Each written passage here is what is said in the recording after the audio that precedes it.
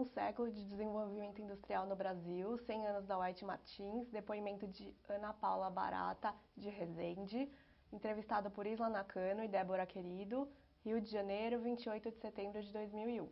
Realização Museu da Pessoa e White Martins, entrevista número WMHV 004. Bom, Ana Paula, primeiro eu queria te agradecer por ter vindo até aqui, contar a sua história. E eu queria, para a gente deixar registrado, que você falasse o seu nome completo, o local e a sua data de nascimento. Sou Ana Paula Resende, nasci no Rio de Janeiro em 9 de dezembro de 1968. E qual que é o nome dos seus pais? Herbônio Martins Pereira e Ângela Maria Barata de Paula Pereira. Dos seus avós? Aí vai ser difícil, eu só conheci uma avó, que é a Anicésia.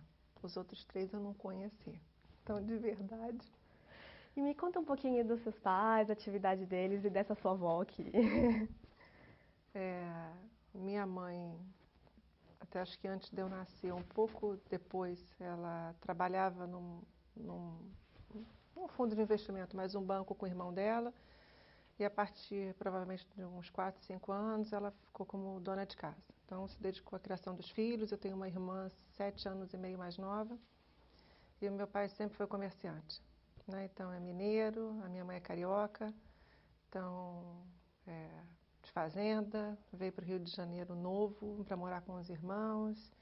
E aí, diria que aí no Rio ele conseguiu, na realidade, trabalhar, mas com nível de escolaridade mais básico, né? Tipo 2º grau, não fez faculdade, e aí virou comerciante, e aí conseguiu, na realidade, dar conta aí de criar famílias, 2 filhas. Eu sou advogada, minha irmã também é advogada, né? Como que seus pais se conheceram? De Minas, outro do Rio? Não, meu pai já estava no Rio. Já estava no né? Rio, Ele e aí veio eles para se cá conheceram aqui no cedo, se Rio? conheceram aqui. Né? Meu pai já é mais velho que a minha mãe, 10 anos. Então, acho que isso aí tem um outro impacto, né? Eu estava acho que a minha mãe com 28 anos, meu pai quase com 40 anos, né? Não sabendo se ia casar ou não. Então, e aí casou com a minha mãe, então, mais tarde. Então, eles se conheceram aqui, acho que no Rio. Mas, assim, especificamente, o local eu não sei, né? E você tem uma irmã, né? Tenho uma irmã mais nova. E o que ela faz? Qual que é a atividade dela? Ela é advogada. Advogada também, mas qual a área que ela trabalha? De empresa, comercial. Então. Né? Bom, Ana Paula, agora eu queria que você descrevesse um pouquinho, contasse um pouquinho da sua infância pra gente. Como que era o bairro que você morava, sua casa? Morei a vida toda no bairro do Leme, aqui no Rio de Janeiro, né? Desde que eu nasci até quando eu me casei. Então, tive uma infância bastante familiar, né? Muita convivência com família. A família dos meus pais é grande, a minha mãe tem 8, 9 irmãos, meu pai também. E eles são os caçulas. Né? Meu pai hoje está com 83 anos, minha mãe é com 72. Então, assim, para ser caçula, você vê que algumas pessoas já se foram, né? Mas a infância é muito ligada à família. A gente tinha uma casa em Mendes, que é perto daqui, perto de Vassouras, Barra do Piraí, e que a gente ia muito. E o outro meu tio, por parte da minha mãe, tinha um sítio em Miguel Pereira. Então, a gente ia muito. Então, a convivência familiar muito grande, muitos tios, muitos primos. Miguel Pereira menos, mas em Mendes uma questão mais rural, de você poder subir em árvore, estar em contato, né, com a natureza, com as pessoas, amigos próximos, ir a curral, tirar leite de vaca, né, assim, na hora, né, levar o copo com açúcar e café, né, e botar assim, hoje não pode mais, né, até por uma questão de higiene, ou que seja, né, mas na época você podia fazer essas coisas mais ligadas à natureza. Então, eu brinquei muito, subi muito em árvore, né? Outra coisa que a gente estava lembrando de infância, né? De comer goiaba do pé, e você vê o bichinho da goiaba, e você joga a goiaba fora, pega outra goiaba. Né? Então tem umas coisas assim que acabam te marcando. Né? Assim, só tive uma avó, né? Que eu te mencionei quando você falou de nome dos avós. Né? A minha avó era super presente, morava também no Leme com 2 tias solteiras. E marcou muito, porque era domingo, você juntava na casa da avó com os tios, com os primos, né? Uma família muito grande. Então, acho que eu cresci nesse meio assim, bem familiar, né? De poder viajar, de aproveitar muito mais nível Brasil, sem ter muita exposição, muito local. né? Muito Rio de Janeiro. Com 11 anos, aí eu já, né, meus pais não foram, mas eu fui para os Estados Unidos, aí você já começa a ter uma outra visão, né, com uma amiga minha, com a mãe dela e com a avó.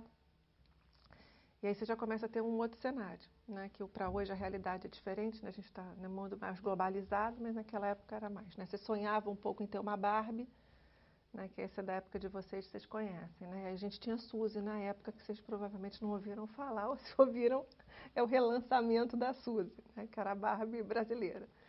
Então tinha uma coisa de se almejar, né, algumas questões que são mais simples que hoje a gente acaba tendo acesso. E aí né, então estudei na mesma escola desde o jardim até a 8ª série. E aí, na 8ª série, eu decidi, na realidade, que eu queria mudar de colégio, né? O colégio que eu estudei aqui é o Colégio Sacré-Cœur de Marie, que é um colégio de freiras, em Copacabana.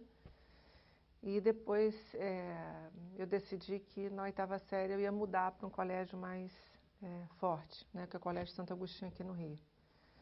Então, decidi mudar para fazer um científico mais puxado, até porque tinha questão de passar no vestibular.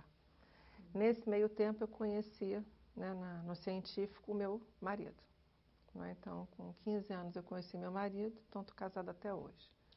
Eu tenho 42 anos, então dos 15 aos 42 são quase 28 anos de convivência, né? Ana, deixa eu só voltar um pouquinho para a gente entender algumas coisinhas nesse processo. Como que foi essa história de você ir para os Estados Unidos, com a sua amiga, com a mãe dela, aos 11 anos? Não, foi uma oportunidade, né? A gente, assim, quando você falou até de infância, aí voltando, né? Então, assim, tirando essa parte familiar e de família, a gente frequentava desde pequena calçadão, né? Que era quando as mães iam para a praia levar os bebês para andar no calçadão, ficar na praia, por aí vai.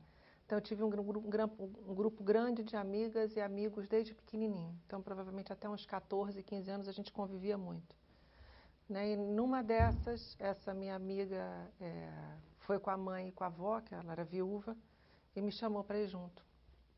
Então, meus pais deixaram, né? Porque aquela questão antigamente era diferente, mas provinciano eles não falavam inglês e não iriam. E aí surgiu essa oportunidade, eles me deixaram ir com essa minha amiga para Disney, né? Então, Orlando, Miami e tal, né? Bem default.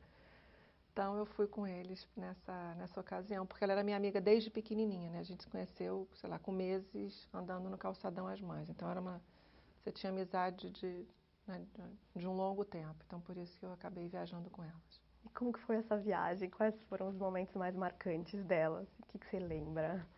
O que eu lembro? Eu estava até comentando isso outro dia, que essa marcou.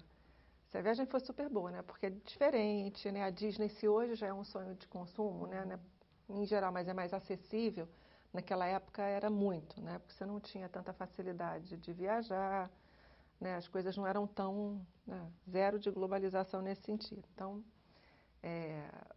tinha aí uma atração toda especial. Então, ir para Miami era descobrir, né, muita coisa nova que não tinha no Brasil, né? De roupa, de shampoo, né? De remédio, né? De aspirina, de coisas simples, né? Que você vê no dia a dia, mas que de sabonete, né? Tudo era muito diferente, né? Você não tinha esse tipo não é nem de sofisticação, mas de diferenciação, né? De coisas novas, de produtos, de brinquedos, em especial nessa época tinha brinquedo, né? De você comprar Mickey, Minnie, né? De ir para a Disney, né? Visitar, então assim, foi super bom. E uma coisa que marcou, até não foi totalmente positivo, mas marcou, até pelo nível de seriedade do país, né?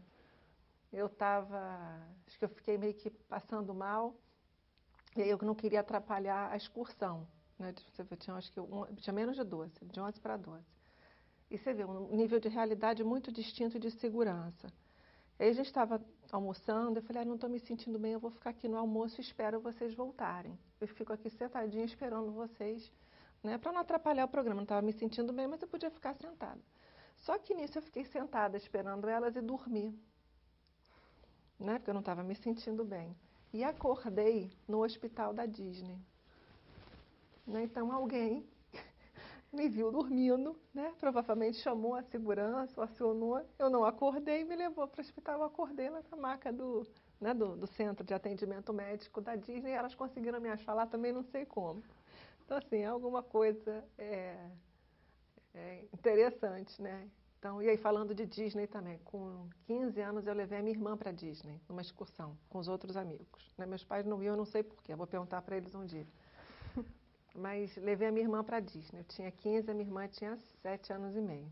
Né? Então, responsabilidade por dinheiro, por controlar as coisas, mas tinha, óbvio, que uns amigos deles, né, amigos nossos também, de amigos deles há, sei lá, 30 anos, 20 anos, que foram com a gente. Quer dizer, eu fui com eles, né, na excursão.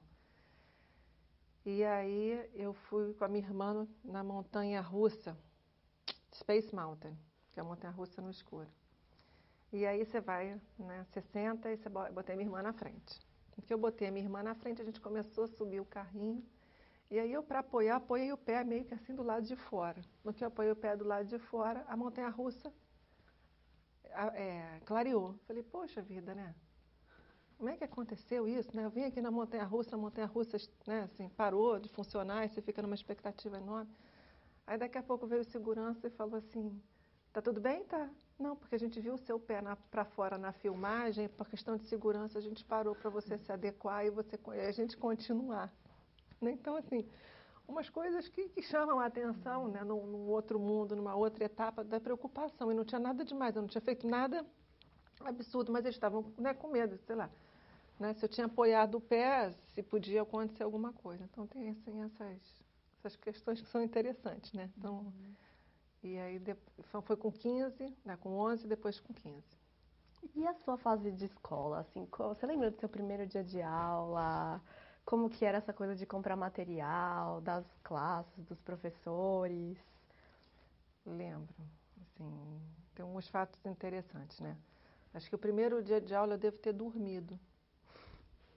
E aí, alguma coisa aconteceu nesse sentido que eu não sei porque as professoras achavam que eu não estava preparada ainda para entrar na escola. Eu voltei um ano depois.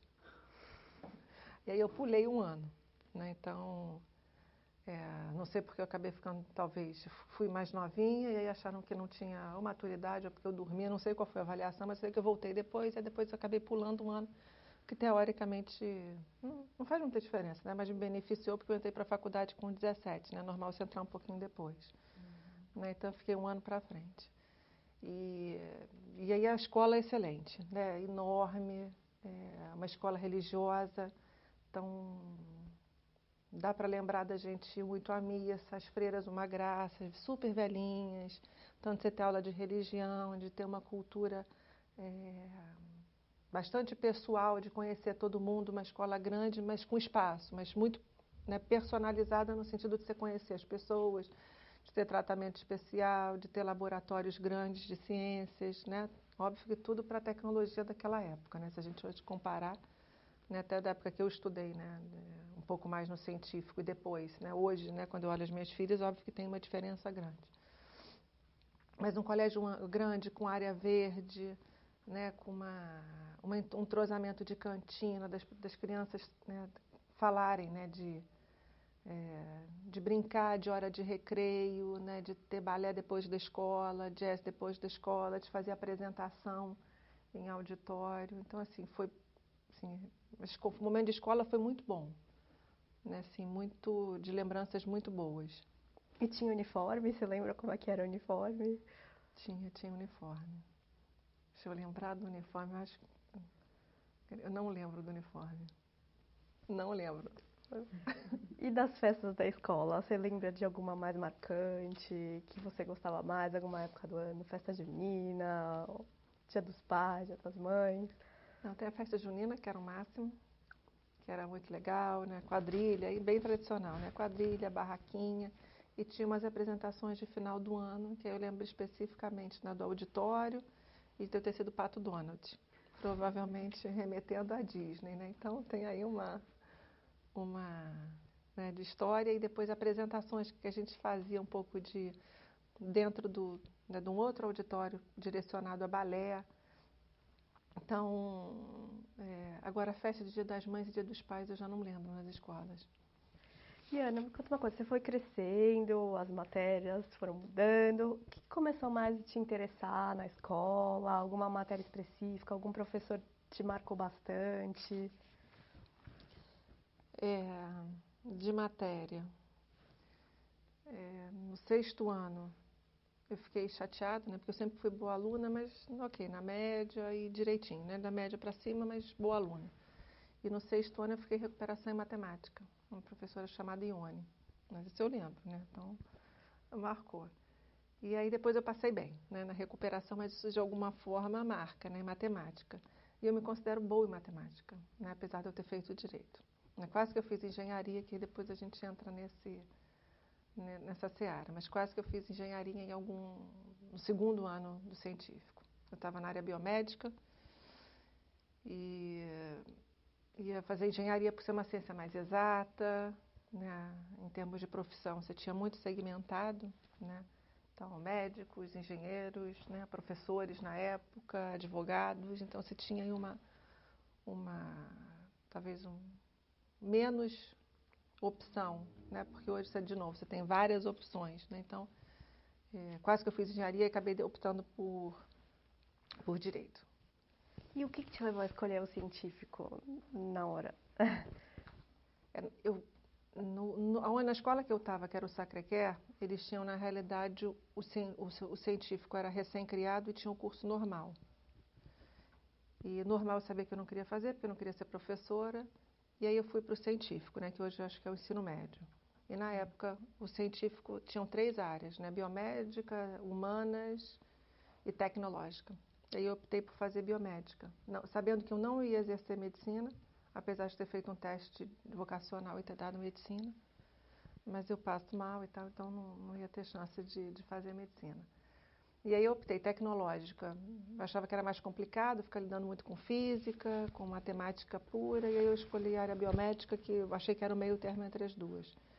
Então, mas eu escolhi por conta de não saber ainda exatamente o que eu ia fazer, né? Tanto que no 2º ano científico eu optei por fazer vestibular para engenharia, e aí eu passei, mas podia pedir liminar na justiça, mas de verdade eu tinha que terminar normal o 3º ano. Então, no 3º ano eu optei por direito, por achar que é uma carreira mais abrangente, né, que te dá opção, né? Porque tem uma questão de mulher, né, em termos de mercado de trabalho, de posicionamento, e uma questão de direito, te dá um leque grande de atuação, você poder conviver com várias matérias e você, se não quiser exercer a profissão, né, como advogar em si, você poder ter a opção de fazer concurso, né? Você poder ser juíza, procuradora, promotora, então te dá aí uma questão de... Não a questão da estabilidade em si, mas se você tiver o teu mérito, você pode optar por uma outra carreira, né? Que aí é mais específica, né? E daí tem a ver com o governo, aí tem a ver sim com uma questão mais estável, mas com uma questão de posicionamento interessante, em especial por também ter a questão de ser mulher, né? Que nessa época aí tinha uma questão do meu pai dizer, né? Você não pode depender de marido, você tem que, né, que ter aí a tua independência, né, financeira, profissional, o que seja. Então, fiz científico por isso e para ter, né, cursar uma faculdade boa e depois conseguir uma colocação de emprego boa. Como que foi essa coisa de considerar ser mulher na hora de escolher sua carreira? Como que era na época, essa coisa de mulher na engenharia? O que passava na sua cabeça? Eu queria fazer engenharia porque era uma área forte, né? Ou seja, te dá uma bagagem grande quando você compara até com outras faculdades. E, de novo, te abre um leque grande. Então, engenharia é uma faculdade pesada que te abre um leque grande. Não tinha muita mulher na época fazendo. Só que nisso, o meu namorado, que é meu marido, tinha entrado há 1 ano para engenharia. E aí eu comecei a ver no 1º ano, meu último ano de científico e o 1º ano de faculdade dele, eu comecei a acompanhar as matérias. Falei, não é isso que eu quero, né? Livros enormes de cálculos, super pesados. Assim, adoro isso, não tenho problema nenhum com ciências exatas, mas não dá. Não, tenho que fazer uma outra coisa ligada mais talvez a pessoas. E aí veio mudança, né, de engenharia para direito. Então, passou por isso, né? Engenharia por ser mais pesado, só que eu falei, mas não é isso, né? Não vou ser feliz, né? Então, e aí a gente mudou. Eu falei a gente porque, de alguma forma, meu pai também influenciou, né? Da gente definir o que podia ser interessante. E deu certo. Era isso que eu ia te perguntar, seu pai, como que foi? Eram essas conversas sobre o que você ia fazer e a sua mãe? A minha mãe menos, mas o meu pai influenciou bastante, né? De estar conversando Da onde você pode ter a sua independência, da onde você pode estar realizada, né, que alternativas você tem. Então a gente conversou muito até para dar uma guinada, né, de engenharia para direito. Ana, antes da gente passar para a sua fase de faculdade, eu queria te perguntar um pouquinho dessa sua adolescência, o que você gostava de fazer, quais eram os lugares que você passeava? A adolescência foi assim, namorando, né, então, né, com 15 anos eu comecei a namorar meu marido e casei com 24 anos. Então, de verdade, eu não tive aquela coisa assim, vamos sair só com amigas, né, muitos namorados, não tive isso, né, uma coisa assim. Tinha vários amigos com as namoradas, que a gente saía muito para ir ao cinema, teatro, depois de uma certa idade, né, viajar, porque aí, né, na casa de amigos, né,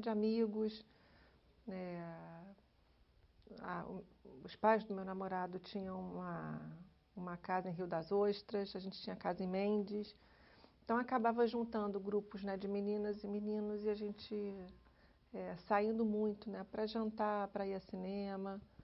Então, assim, não foi uma fase de badaladas absurdas, né, mas tudo muito em grupo, né? Então, eu tinha grandes amigos que são até hoje, né? Então, eu tenho grandes amigos que eu conheci nessa fase de 15, 16 anos, que até hoje são meus amigos e os filhos, e a gente, né, mantém esse vínculo até hoje.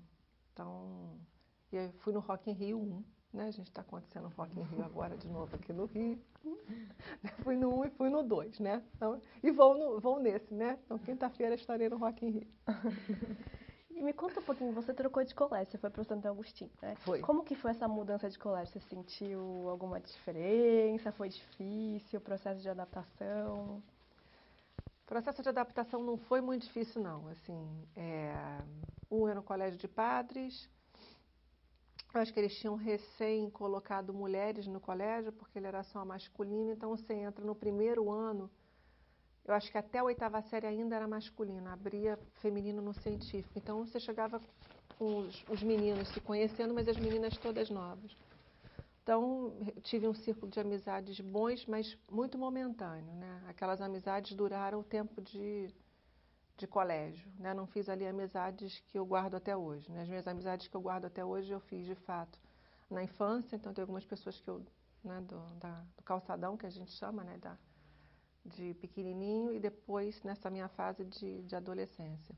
Mas da escola mesmo, não tive problema de adaptação, o colégio é ótimo, puxado, né, e muito bom, mas de fato não tem assim muito by the book, né, no sentido de o foco é estudo, o colégio é puxado, tinha sarau na escola, né, nessa época de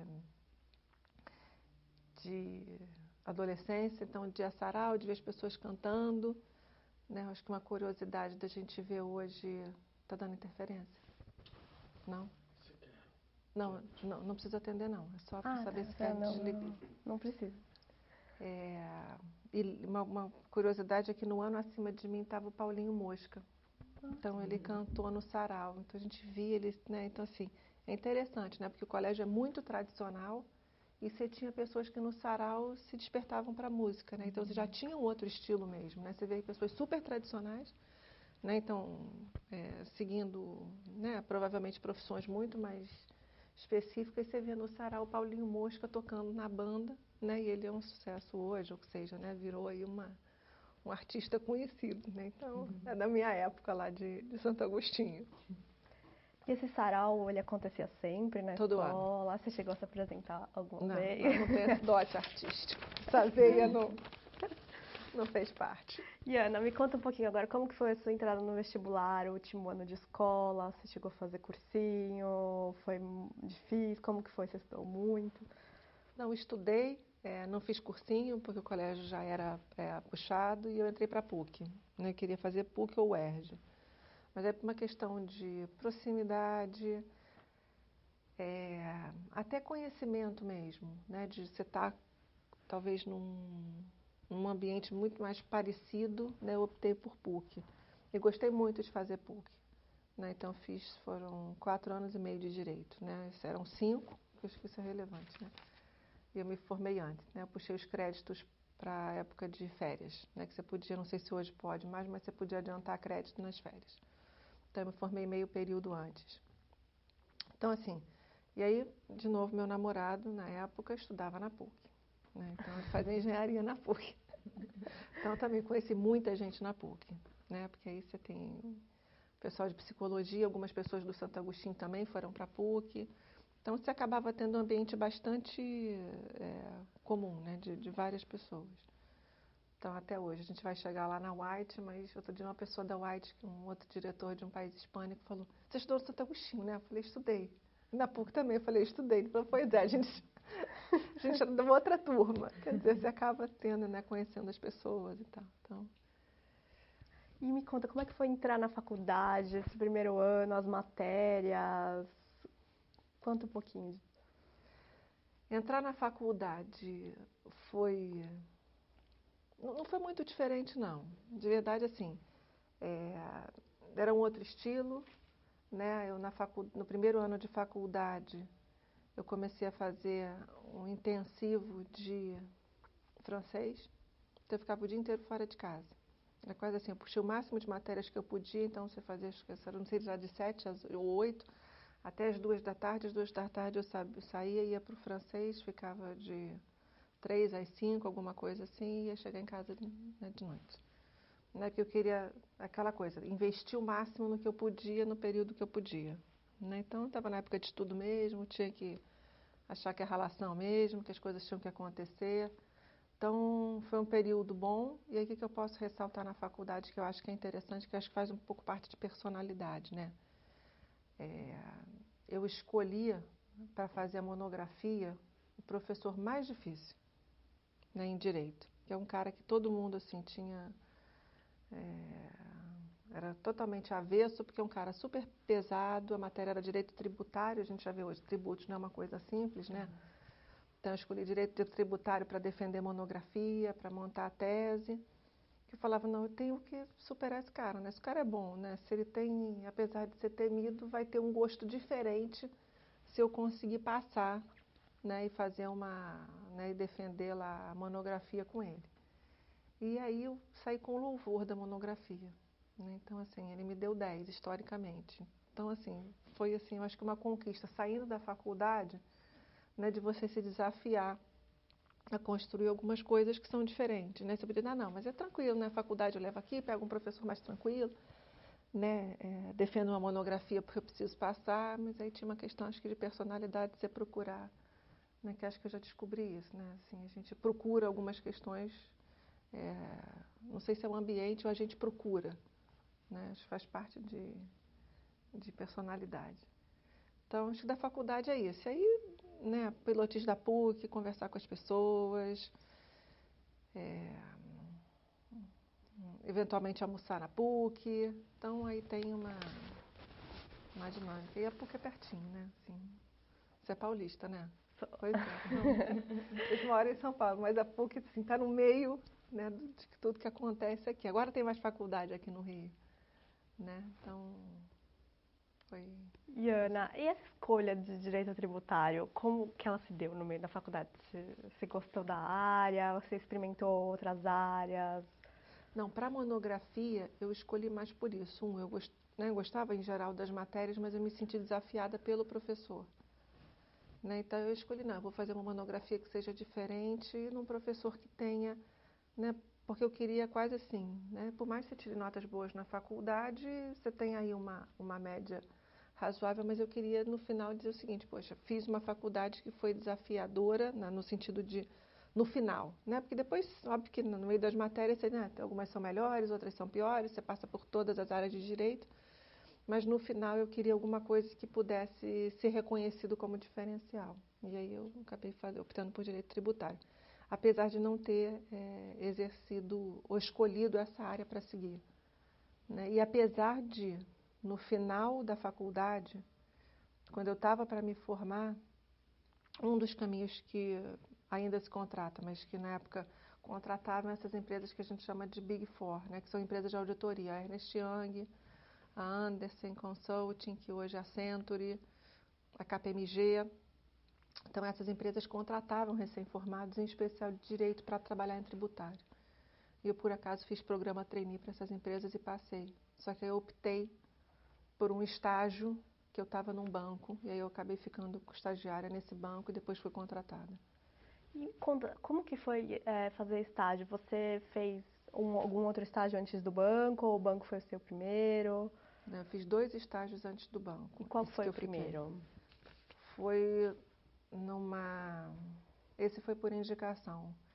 Banerj, na época, que é um banco do estado do Rio, que depois abriu falência. E eles, na realidade, estavam querendo trabalhar exatamente com a falência do banco numa carteira hipotecária específica. E pediram indicação de um professor, e o professor me indicou e eu fui fazer estágio lá. Aí fiquei um tempo estagiando e depois surgiu uma oportunidade no Banco Brasileiro Iraquiano. E aí, por precisar de inglês, eles terem uma estrutura, né, de trabalhar com diferentes questões, porque o Banerj era muito... era interessante, mas era específico, né? Como era uma área muito específica, depois eu falei, o que eu mais vou aprender aqui? E não tinha chance de ser contratada. Então, abriu a oportunidade no Banco Brasileiro Iraquiano e eu fui. Aí, na realidade, eu não sei por que eu saí desse estágio. Acho que eu pedi para sair depois de um tempo, e aí depois eu acabei entrando para um estágio no Banco da Bahia, que é um banco privado, que hoje não é um banco comercial, é um banco de investimento. Então, hoje ele faz parte do grupo BBM. E eu fui indicada, ou seja, eu entrei em algum programa deles e acabei ficando como estagiária. E aí eu me formei, falei para eles que eu estava participando de processos fora, né, no último período de formatura. E, ok, e aí acabou surgindo uma vaga no banco. Então, depois do estágio, eles acabaram me contratando e eu optei por ficar lá ao invés de trabalhar porque aí eu poderia seguir direito tributário. Aí eu fiquei no banco como advogada. E o seu primeiro dia de trabalho, você lembra? Eu não sei se eu lembro do primeiro dia, não. Eu lembro do entorno. Quais que eram as suas funções? Eu queria que você contasse um pouquinho suas funções nos 3 estágios, assim, o que você aprendeu, quais foram os primeiros desafios. O primeiro era avaliar, né, no Banerj, que a gente estava lidando com a parte de hipoteca, era avaliar, né, se os bens dados em garantia eram adequados, se os contratos, a assinatura, a formalização dos contratos estavam em linha, quem eram as pessoas que estavam aplicando por empréstimo. E aí você trabalhava com a pessoa de crédito, né, que era bastante específica, com a análise financeira, e tinha a parte jurídica, que aí eu entrava junto com a equipe do banco. Né, eu tive uma chefe na época que era uma graça, e que me ajudou muito. Então, esse era o trabalho específico, né? Não variava muito disso, mas foi super importante. Até por ser primeiro emprego, primeira exposição, as pessoas eram super solícitas, então tinha um outro clima, muito mais não era um ambiente privado, né? Onde você tem uma outra dinâmica até de negócio, né? Porque é um banco que você passa por concursos, as pessoas são concursadas, né? Então tem um outro tipo de dinâmica. Depois disso eu fui para o Banco Brasileiro Iraquiano e já lidava com um pouco de tudo, né? Porque aí você tinha o gerente administrativo que cuidava da parte jurídica, assessorado por escritórios externos. Então eu fazia um pouco do link dos escritórios com os assuntos do banco. Né? Não tinha efetivamente um departamento jurídico montado. Eu acho até que eu saí por conta disso.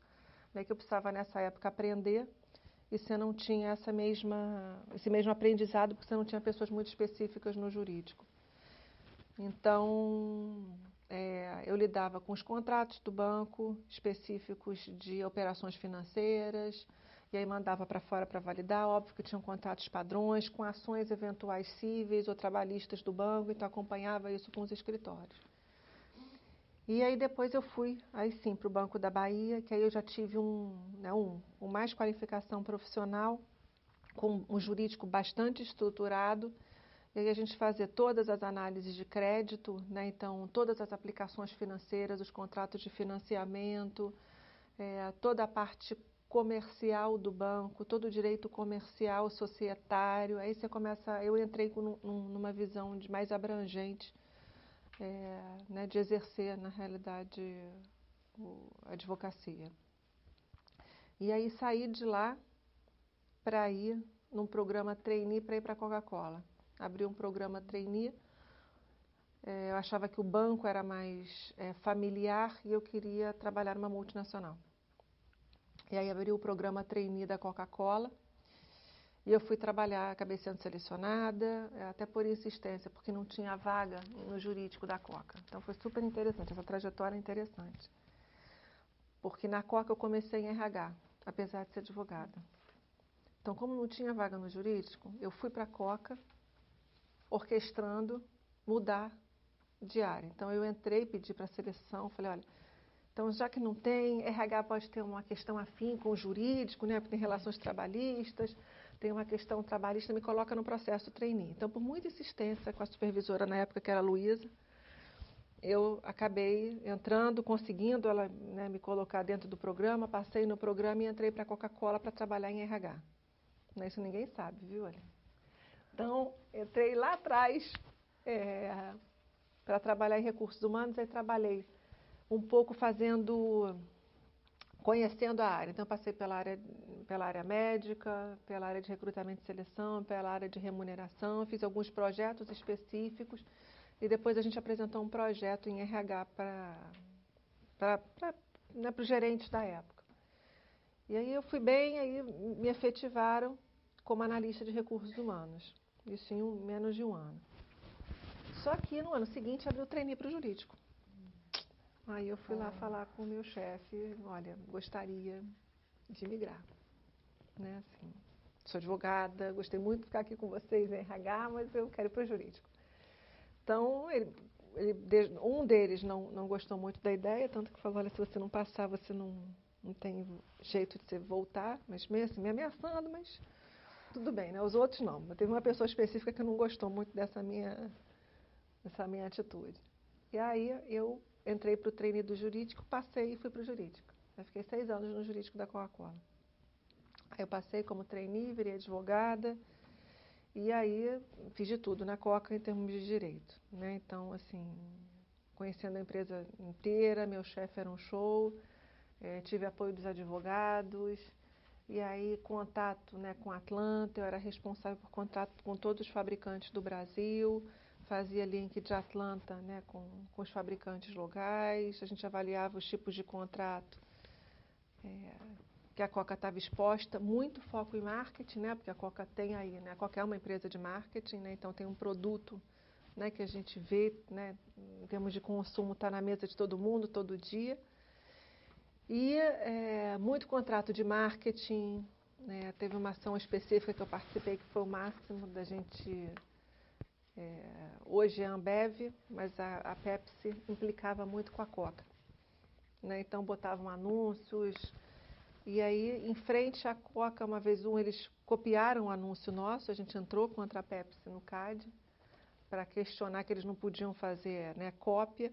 E nisso eles colocaram, na época era um anúncio de um macaco, eles, em frente à Coca-Cola, a sede do prédio da Coca-Cola, eles criaram um boneco inflável de macaco enorme para implicar com a gente. Olha que show. Né? Então, eu fui para São Paulo para a banca examinadora do CAD para defender que a gente gostaria que eles tirassem um anúncio que de alguma forma usava a nossa imagem da Coca para alavancar a venda deles, ou pelo menos para chamar atenção para a Pepsi. Então tiveram alguns momentos interessantes para a Coca ser muito conhecida, reconhecida e ter uma imagem muito grande, né, junto ao público.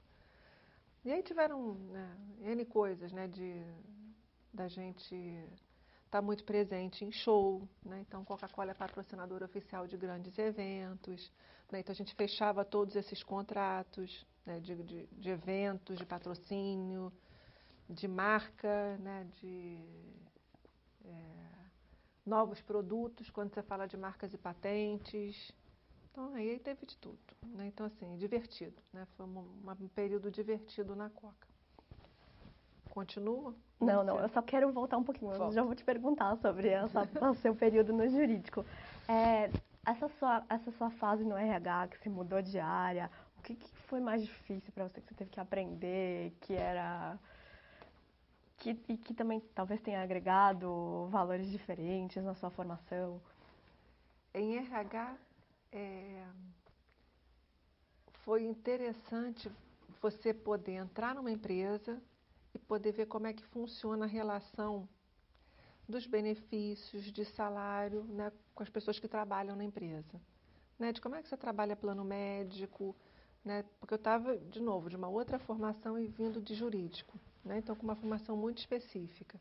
E aí você entra em RH e começa a entender como é que as empresas operam, né, como é que eu vou conceder os benefícios, como é que eu remunero, quais são as estruturas salariais, qual é o impacto que você tem nas pessoas, né, em termos de sofisticação de recursos humanos. Não tinha o mesmo conceito, mas a Coca já tinha, por ser multinacional, já tinha algumas questões muito interessantes de clima organizacional, de pesquisa de clima, né, um pouquinho depois ela criou o conceito de universidade corporativa dentro da Coca. Então já tinha alguma questão muito interessante do ponto de vista de RH. Né, mas eu entrei de novo. Nesse período, que hoje eu sou recursos humanos, né, mas eu não pensava que nesse período eu iria, na realidade, acabar indo para RH.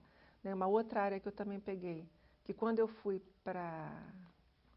Não, mas isso foi lá mais para frente. Nessa época, na realidade, eu estava nesse básico de RH. Né, mais para frente já tem uma outra história. O que mais? E passando para o jurídico, qual foi seu primeiro desafio e as primeiras funções que você precisa desempenhar? As primeiras funções foi dar uma das primeiras foi dar uma ajustada e uma avaliada em todos os processos que estavam pendentes.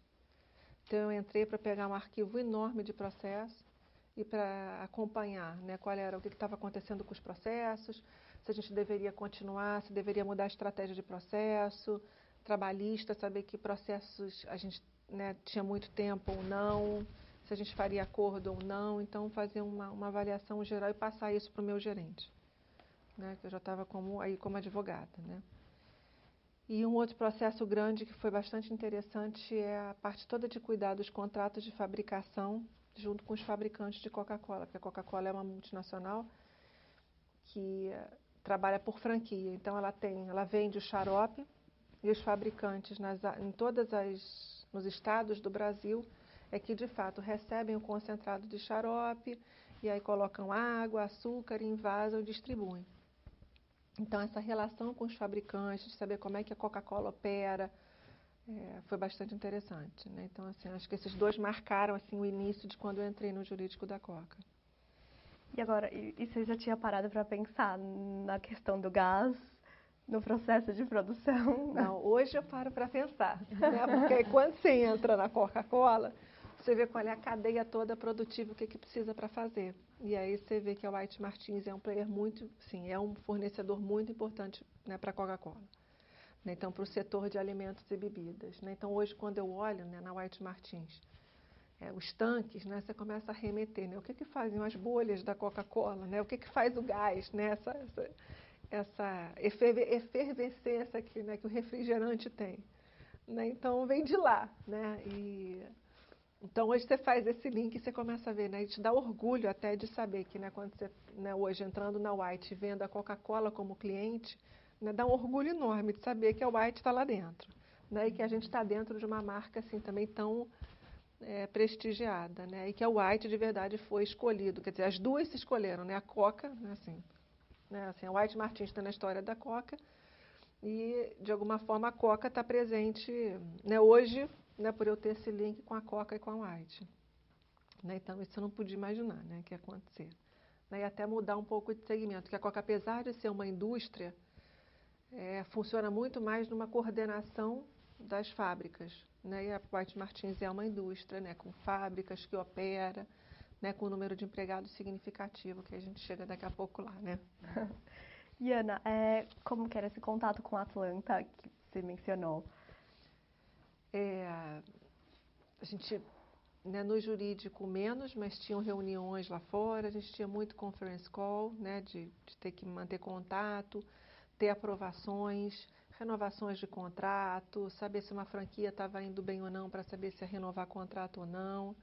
Então, assim, tinha uma questão, um contato próximo de reportar, né, as principais questões do Brasil, até porque era uma operação bastante relevante para os Estados Unidos. Você sentiu alguma diferença cultural de trabalhar com pessoas de outro país? Você aprendeu alguma coisa nesse processo?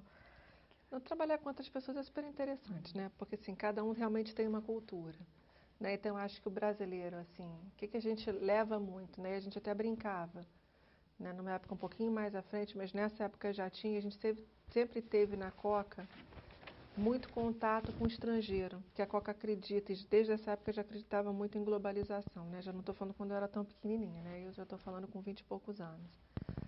Então, a Coca é uma empresa global e que movia talentos globalmente. Então, tinha muito expatriado no Brasil, né? Tanto que a língua tal quase da Coca era inglês, porque o presidente falava inglês. Teve uma época que as pessoas, os diretores de recursos humanos falavam inglês e não falavam português. Então, você acabou desenvolvendo esse skill, né? Porque não tem jeito, né? Tem que falar e é o inglês. Então, você trazia, né, uma flexibilidade grande do brasileiro, uma força de trabalhar enorme, uma vontade de aprender. E você tinha do americano uma questão mais estruturada, mais a longo prazo, de pensar em consequência, de avaliar cenário, que talvez o brasileiro não tivesse tanto, porque ele lidava com um cenário bastante tumultuado, inclusive nessa época, né? A gente tinha, hoje não é verdade, mas assim, a gente tinha inflações altíssimas, então você lidava com uma dinâmica de economia e de governo mais instável, né? O país, um país promissor, mas talvez não tão estabilizado, e a gente até brincava, né, que Brasil is not for beginners, né? Então, né, não é para iniciante mesmo, porque você tinha uma situação que era para os americanos chegarem aqui, entenderem que a nossa inflação por mês podia a 20%, podia a 60%. Num país onde a inflação anual era 8%, 12%, era imaginável você conceber isso. Então, quando as pessoas vinham para cá, tinham um aprendizado, acho que de parte a parte.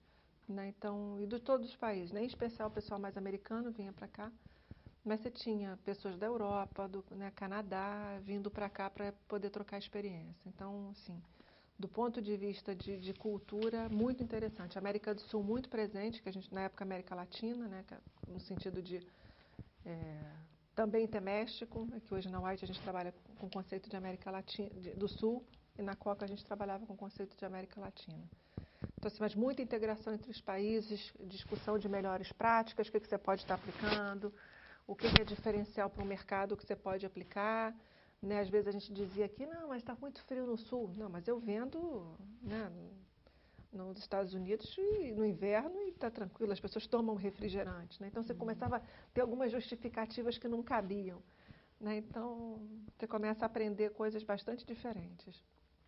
E essa questão da Coca patrocinar os eventos, teve algum show, algum evento mais marcante, alguma história pitoresca que você lembre? Não sei se pitoresco, né? Mas a Coca patrocinava e a gente acabava mesmo tendo ingresso. Rock in Rio foi um, a Coca patrocinou e a gente deu ingresso para todos os empregados, todos os funcionários da Coca, né? Que a gente queria estimular a presença, você quer motivar as pessoas, e já que a gente está lá dentro, você acabava distribuindo ingresso. Né? Então, assim, Parintins é um evento grande que a Coca faz, né? Que hoje tomou uma outra proporção, mas quem desenvolveu o conceito de Parintins foi a Coca, né? Que descobriu isso, né, na Amazônia, até porque a gente, né, a Coca tem uma fábrica em Manaus que produz concentrado, então está muito presente, né, na região, descobriu essa questão dos bois bombais, né, e hoje está na Caras, então aparece em vários lugares. Mas assim, a gente começou com isso do zero. Né? Então, como é que você né, tem esse apelo de desenvolvimento da região, né, num papel, acho que social também, e ao mesmo tempo você promove, né, uma questão local de folclore, de trabalhar um outro papel que é desconhecido das pessoas. Né? Então, acho que Parintins, eu acho que é um case, fora marketing puro, que você acaba desenvolvendo região, né? É uma outra dinâmica que você deu para a cidade. Né? E o seu desenrolar na carreira da Coca? Quais que foram os próximos passos? Isso. O que foi acontecendo? E aí, na Coca, eu fiquei no jurídico um tempo e comecei a prestar bastante consultoria, né, do ponto de vista de dar parecer muito específico para recursos humanos. E aí, uma época, o diretor de recursos humanos, isso em 97, me chamou para trabalhar com ele. meio que numa função, eu já estava como gerente jurídica, e o diretor de recursos humanos me chamou para trabalhar com ele. Então, eu fui para o jurídico, eu aceitei. E aí, por que eu aceitei? Porque provavelmente meu marido trabalhava na Coca também, que um ano depois de mim ele entrou para a Coca. Então, ele entrou para a Coca e podia ser expatriado. Como ele podia ser expatriado, eu queria continuar a trabalhar, né? A gente volta na história que você tem que ter independência, trabalhar e por aí vai. Então, eu não queria ser esposa de expatriado. E aí, eu falei, se eu migrar para RH, ainda tem uma oportunidade aqui, em 2, 3 anos eu consigo ser transferida junto com ele. E aí ele trabalha na área que for, né, e aí eu posso trabalhar em recursos humanos em qualquer parte do mundo que é diferente de direito. E aí eu aceitei e adorei trabalhar em recursos humanos. E aí nessa época, quando eu trabalhei em recursos humanos, eu fui para trabalhar muito com assessoria a esse diretor, uma parte que eles chamavam de ombudsman, que era um pouco de relação com empregados. Então, assim, qualquer questão que algum dos funcionários tivesse, eles iam me procurar para conversar, para ver o que podia fazer de diferente, e a parte de comunicação. Então, nessa época, eu assumi comunicação interna, num contato muito grande com a área de comunicação da própria Coca. Né? Então, o que a gente podia fazer de evento interno, externo, né, para motivar os funcionários. Então, assim, foi uma transição interessante, que eu tive um suporte muito grande dele, e aí eu fiquei em RH, né, fui em 97 para RH, isso, e aí saí em 2005, quando eu saí da Coca. Mas nesse tempo todo eu tive oportunidade, né, tive vários chefes, tive a oportunidade de passar por todas as áreas de recursos humanos, né, ainda com comunicação, então me deu aí uma experiência bastante boa, né, E aí sim, você já começa a pegar esses lados até mais culturais, né? Porque aí você tem uma exposição muito grande a Atlanta para saber quais são os direcionamentos, o que eu quero da empresa, o que eu quero oferecer como proposta de valor para os funcionários, né? Como é que eu trabalho a América do Sul e como é que eu trabalho a América Latina, né? Dentro desse contexto, que é um pouco diferente do contexto americano. E o que mais? E aí eu tinha que sair da Coca por quê? Né? Me ofereceram, que é até engraçado, né? Que aí você volta na carreira e vê que coisa interessante. Né? Hoje na White sou responsável pela área de recursos humanos, que a gente chama de talentos, e pela parte de comunicação. E eu nessa época na Coca, eu não tinha mais para onde ir em RH, porque eles achavam que, acreditam, né? E até você não colocava uma pessoa direto do país na posição de diretor. Então eu já era gerente sênior, só que para eu virar diretora eu tinha que ter uma experiência internacional. Você tinha que rodar por outros países. Eu não tinha mobilidade, porque o marido não tinha sido expatriado, né? Eu esperava que ele fosse, mas ele não foi. Ele saiu da Coca, não foi expatriado e eu mudei de carreira mesmo. E aí eles me ofereceram a diretoria de comunicação. Aí eu falei assim, não, né, não dá. Já mudei, já sou advogada, já fui, né, trabalhei no jurídico, trabalhei em RH, não é com essa idade agora que eu vou mudar de carreira. Eu falei, não, então... E aí surgiu uma oportunidade fora para a área de recursos humanos para virar diretora, aí eu saí da Coca. Mas magoada, engraçado, né? Saí magoada com a Coca. Eu falei, ai meu Deus do céu, vou ter que sair, vou ter que pedir demissão daqui. Né? E aí, mas resolveu depois de um tempo, mas você sai, né? Porque eu fiquei 15 anos lá. Né? Então, assim, passei por muitas áreas, muitos presidentes, você conhece muita gente. Né? Então foi um show trabalhar lá. E Ana, esse seu retorno para os recursos humanos, esse período na Coca, como que era a relação com os operários? Porque aí você tinha um contato mais direto, a relação com os empregados, a relação, sabe, de trabalho. Eu gostei muito de ficar em RH. Né? Assim, só fazendo uma comparação, eu adoro o jurídico, né, no sentido de acabar, porque te dá um background muito grande de você poder avaliar contrato, avaliar o que está acontecendo, né, ter noção, né, de algumas questões que trabalham com organização. Só que hoje eu já não me veria mais sentada numa sala avaliando, mexendo com coisas muito mais específicas. Né? Eu comecei a ter contato com as pessoas e gostei disso. Né? Então, tá sabendo o que está acontecendo, o que você pode melhorar na vida das pessoas, qual é o impacto que você pode ter. Né? Então, assim, eu adorei. Né? Então, assim, não consigo me ver, né, voltando, né, para o jurídico. Acho que o jurídico me deu uma bagagem boa, mas essa questão de estar resolvendo as questões, de estar podendo participar de algumas decisões que afetam a vida das pessoas, né, em especial no bom sentido, ou mesmo até Quando, por exemplo, eu fui em 97 para RH, em 98 a gente fez uma reestruturação grande, né? Na realidade, 3 reestruturações seguidas na empresa. Muito ruim se lidar com desligamento de pessoas. Quer dizer, grande para a proporção que a Coca tinha, né? Estou falando de 50 pessoas, mas assim, grande para a proporção que a gente considerava em termos de empresa. Mas você poder, na realidade, ajudar essas pessoas até a fazerem uma transição, né? Como é que essas pessoas saem? Que tipo de benefício você prorroga, né? De pacote, de poder dessas pessoas uma assistência médica prorrogada até elas poderem ter outro emprego com limite X. Então, você poder avaliar também qual é o impacto, apesar de um momento difícil, positivo que você pode causar na vida das pessoas, é interessante. Né? Então, eu acabei gostando de lidar com essas áreas, né? Primeiro, recrutamento, treinamento, essa questão de falar com as pessoas, e aí depois eu assumi outras áreas, né, em recursos humanos, mas assim, super gratificante. Né? Então, né, poder comunicar, né, quando entrou comunicação interna, o que você comunica, o que você acha que é interessante motivar, né, qual é a percepção que as pessoas têm. Né? Quando você fala de recursos humanos, uma coisa é o que eu faço, a outra coisa é como é que você percebe.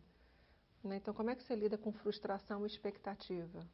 Né? Porque você pode ter uma pessoa que está te vendo ou recebendo, tem outra. Né? Então, acho que esse é um aprendizado grande. Né? Assim, a tua intenção não necessariamente vai ser reconhecida. Como é que você lida com isso? Então, isso é interessante. E Ana, teve algum período de crise, algum desafio que você precisou enfrentar nesse tempo de Coca-Cola? Como que você resolveu a situação? Eu acho que o desafio, eu acho que foi esse período de desligamento. Né? A gente passou por 3, eu fiquei lá, depois de 97 a 2005, e a gente fez 3 desligamentos. E 2 deles em um ano, no início do ano e no meio do ano, alguma coisa assim. Isso para mim doeu, né, assim, porque você está mexendo com a vida das pessoas, alguma daquelas pessoas não iam manter a mesma qualificação ou posição quando indo para fora. E aí são decisões difíceis que você acaba como empresa tendo que tomar e que de fato não são adequadas e agradáveis, né? Porque tem uma outra parte que é boa de você estar fazendo, né? Mas essa na realidade não é, né, das mais agradáveis, né? Quando você acaba, né, mexendo com a vida das pessoas. Então essa assim, marcou, né? E aí a gente fez várias coisas boas, né? De desenvolvimento, de trabalhar a carreira das pessoas, aí sim isso é bom. Né? Como é que você pega brasileiros e manda para o exterior, como é que essas pessoas percebem carreira, e você vê que as pessoas tiveram. Né? A Coca também é uma empresa sólida, né? Que valoriza as pessoas que estão lá dentro. Então, assim, tem outras questões que são boas, mas assim, essa foi marcante em RH, né? Assim, logo no início. Eu até falei, eu não quero mais brincar de fazer isso, né? Assim, isso não é o que eu quero fazer em recursos humanos. Assim, eu quero fazer coisas que sejam percebidas como, né, diferenciais e não, né, você está trabalhando com reestruturação. E depois da saída da Coca? Aí da Coca eu fui com, né, uma pessoa, né, minha assessora de mercado, para eu trabalhar, aí sim, assumi um cargo de diretoria numa empresa que é Icatu Hartford, que é uma seguradora multinacional, mas na realidade com uma parte familiar, e para dar uma outra cara a recursos humanos. E aí eu aceitei, né, com uma equipe ótima, e aí a gente começou a mudar. Né? Então tinha um RH que já tinha alguns conceitos, né, relevantes, e a gente começou a mudar. Então, com uma equipe super boa, a gente fez vários trabalhos de comunicação interna, né, trabalhando muito com marketing para saber qual é o approach que a gente tinha, né, junto com os funcionários, o que a gente podia passar de imagem, toda a parte de remuneração, recrutamento, mas um outro escopo de empresa, né? Porque quando você fala de Coca-Cola, é muito reconhecido e é muito presente na vida do dia a dia das pessoas. Né? Quando você fala de Icatu, era muito mais conhecida por um público mais corporativo e seguradora. Né? Então, você tinha um outro público para tá trabalhando. E aí eu fiquei lá 5 anos. E acho que uma coisa que é relevante... Precisa trocar? Vamos parar de protocolar. Vamos trocar. Então eu falo daqui a pouquinho.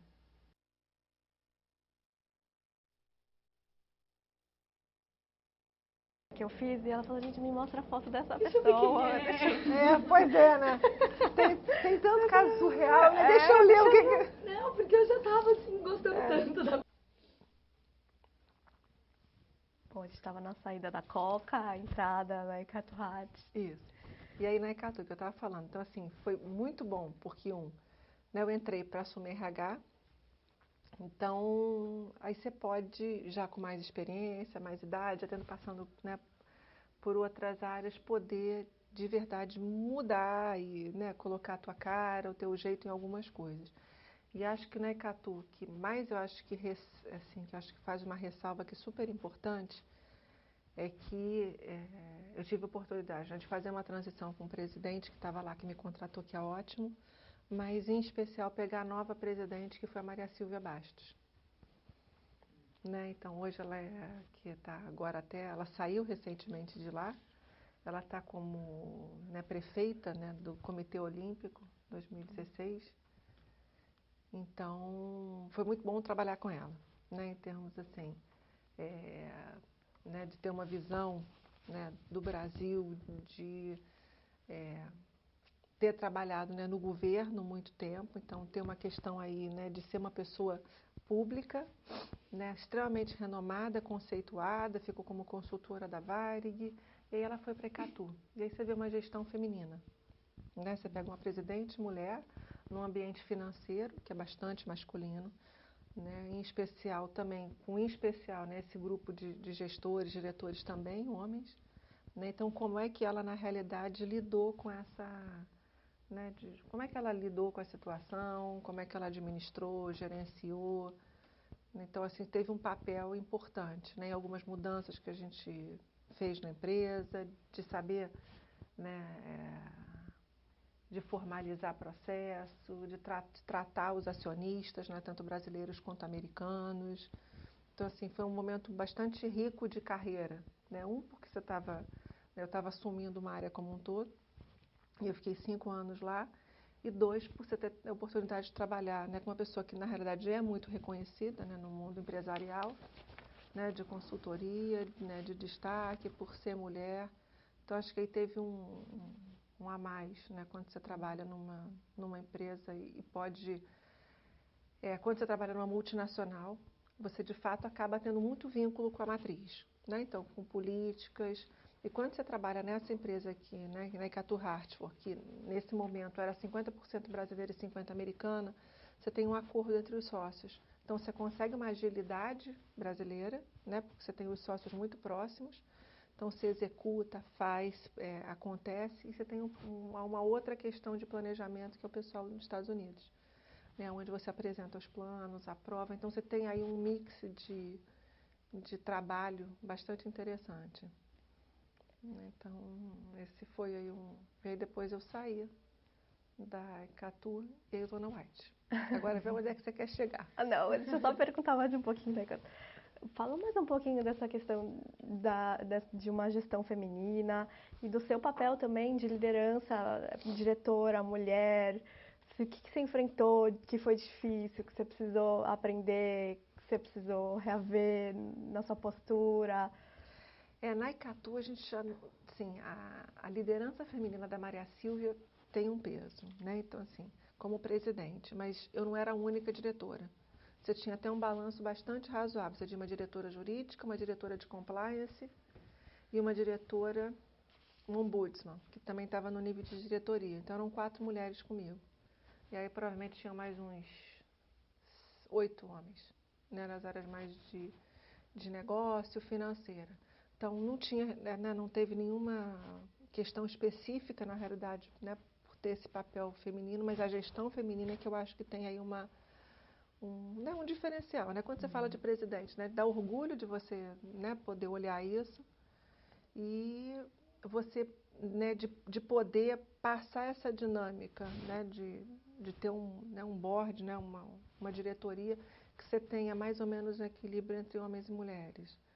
Né? Então, assim, a gestão dela é bastante participativa, com reuniões onde se discutia as questões, né? Trazia o que estava acontecendo na empresa muito, muito presente, né? Para todo mundo discutir, saber. Então, não teve nenhuma outra né, dificuldade. A dificuldade um pouco era saber o seguinte, o que a gente ia fazer de diferente? Né, e eu substituí também uma diretora que era mulher. Então, você não mudou muito a dinâmica, né, da organização. Né? O que mudou foi a gente botar outras práticas em RH, outros conceitos e dar continuidade a um trabalho que estava sendo feito e a gente deu uma organizada. Né? De fato é isso, é continuar o trabalho que tinha, mas organizar. Né? Que a Maria Silva tem uma questão muito pragmática de organização, né? Assim, ela foi, acho que, secretária da Receita do Estado, então ela organizou toda essa parte de tributos, né? Deixou o cofre cheio para a próxima gestão. Então, assim, tem aí uma questão muito ética, de postura, de valor, que é super legal você, né, poder ver isso, né, na vida anterior dela e poder trabalhar com isso, né, na gestão de uma empresa. E essa mudança de funções, assim, agora um cargo de diretoria, de você poder, não sei, talvez exercer novas funções, como que foi isso? Não, isso é quase assim, né? Eu tive uma chefe que falava para mim assim, be careful what you're asking for because you can get it. Né? Então, cuidado na realidade com o que você almeja, porque você pode conseguir. Depois que você conseguir, ver o que você vai fazer com isso. Né? Então, eu tinha uma responsabilidade assim até muito grande, né? De quando a gente olha, né? Tá no início de carreira, que você olha uma pessoa e diz assim, poxa, será que quando eu chegar lá, né? Se eu vou chegar, se eu chegar, será que eu vou agir dessa forma? Né? Esse é o modelo de liderança que eu quero ser? Né? E aí, com geral, você pensa nisso para saber o seguinte, será que eu não vou falar com todo mundo que nem esse cara faz? Ou será que eu vou falar com as pessoas que nem esse outro faz? Então, você começa a definir o que eu gostaria de ser. Né? E aí você começa a ter uma questão seguinte, será que eu estou conseguindo ser o que eu, né, desejei antes? Né? Porque é muito, até isso, né? Para você saber, né, que quando você está no outro nível, sempre você fala de alguém, concordo? Sempre tem alguém falando de alguém, não tem jeito, faz parte. Né? Então, se a gente agora está aqui, você vai falar, né, de quem está fora, no sentido de, poxa, a gestão está ótima, tem isso aqui para melhorar. E quando você está mais para baixo também. Então, acho que você fica numa questão de, como é que né, se eu tinha expectativas antes, se eu estava em outra área de uma empresa, que era o jurídico, eu estou procurando entender o que as pessoas estão querendo para a gente poder seguir nessa linha. Né? Então, acho que esse é um desafio. Né? Assim, agora que você está lá, né, que você tem a área que você gostaria de ter, o que você faz com ela? Então, acho que tem esse questionamento de saber, né, o que diferente você pode fazer, o que você pode deixar de marca. Então, tem aí esse questionamento. E Ana, e agora na White, como que foi a sua entrada? Conta essa história pra gente. E aí na White, e aí eu saí da Ecatu, né, da Ecatu Hartford, teve uma mudança, a Hartford saiu, a Ecatu ficou, estava num processo de transição de assumir, eles estavam mudando, redefinindo algumas questões e nessa transição eu acabei saindo. Aí eu fiquei um tempo em casa, e aí porque eu tinha uma questão pessoal, que meu pai teve uma questão, né, caiu, ficou no hospital, aí eu fiquei uns 2 meses meio que dando atenção, né? Já tinha ficado tanto tempo. E depois disso, falei, não, estava no meio de uma obra que eu mudei de apartamento, falei, não, vamos dar um tempo. E depois, como eu comecei a ver mercado para me reposicionar, né, eu soube que tinha uma posição na White. Em algumas outras, né, tinha umas 2 outras posições no mercado. E aí você começa a saber, né, porque depois de um determinado, acho que momento, você começa a saber o seguinte, né, você começa um pouco a escolher, acho que você sempre escolhe, mas talvez com menos noção de impacto futuro. Mas é escolher qual é a empresa que eu gostaria de trabalhar e aonde eu acho que, de fato, você tem a ver, né? O que você acredita, quais são os teus valores, né, com os valores que uma outra empresa tem. Algumas empresas são mais agressivas, outras empresas talvez não acreditem tanto, ou sejam mais negligentes com algumas questões. Não, olha, eu sou muito focado em custo, então eu não dou benefício. Eu sou muito focado nisso, eu deixo de fazer. Então, assim, eu acho que você começa a perceber assim, de que tipo de organização eu quero trabalhar. Né? Eu quero trabalhar numa empresa nacional, numa multinacional, eu quero fazer uma consultoria. Então, você começa a abrir um leque que talvez quando você está numa empresa, você muda convidada para outra, você não pensa. Então, acho que tem um questionamento importante. né, que você começa a fazer e aí dizer o seguinte, o que que eu posso fazer de diferente para a empresa e o que que a empresa também, de alguma forma, tem a ver com o teu estilo, né? Porque acho que é importante, é uma decisão importante para os dois lados. E aí, dentre esse momento, teve aí uma oportunidade de estar conversando com a White e o processo foi bastante rápido. Né? Eu fui uma entrevista, quer dizer, rápido médio, né? Mas eu fiz uma entrevista específica com a pessoa que eu sucedi e passou um tempo aí, provavelmente, de alguma questão interna e aí logo depois, ou 2 meses depois, aí parou o processo, 2 meses depois eles me chamaram e em 1 semana eu fui contratada.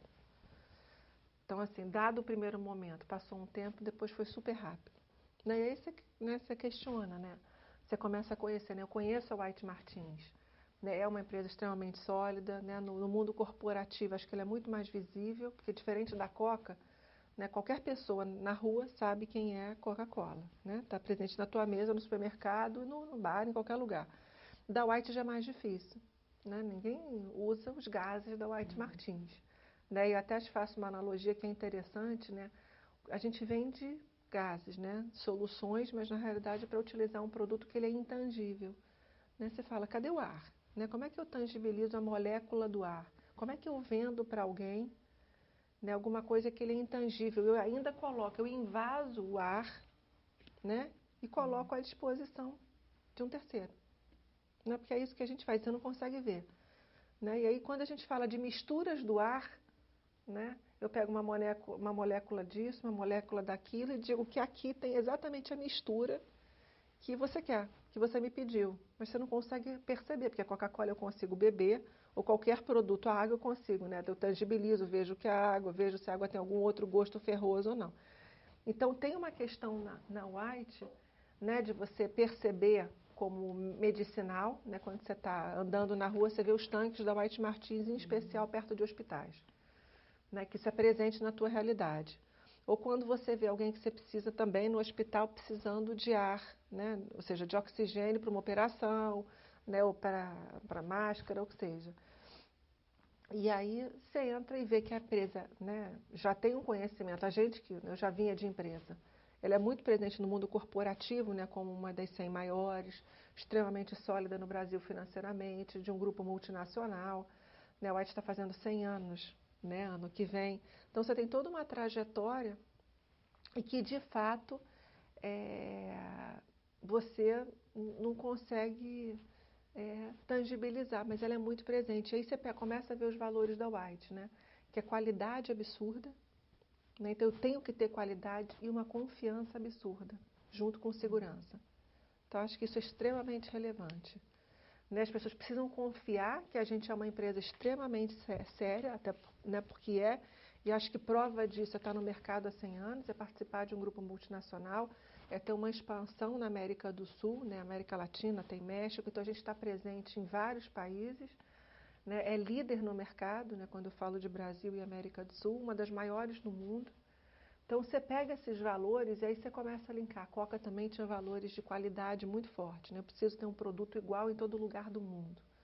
Né? A White acho que tem muito isso, né? Como empresa, como Praxair. Eu tenho que ter qualidade, eu tenho que ter confiabilidade, mesmo aí eu volto de novo lá, né? Aí empresas americanas com um padrão muito alto de exigência, de segurança, né? Então segurança acima de tudo. Né? Teve uma frase na White que me marcou a beça.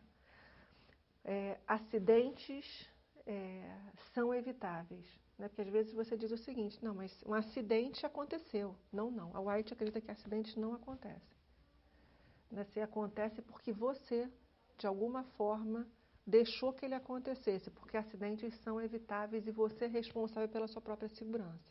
Então, acima de tudo, o que a gente quer é que as pessoas tenham um alto nível de consciência, né, de qualidade, segurança, confiança, e aí de eu prover soluções para os clientes.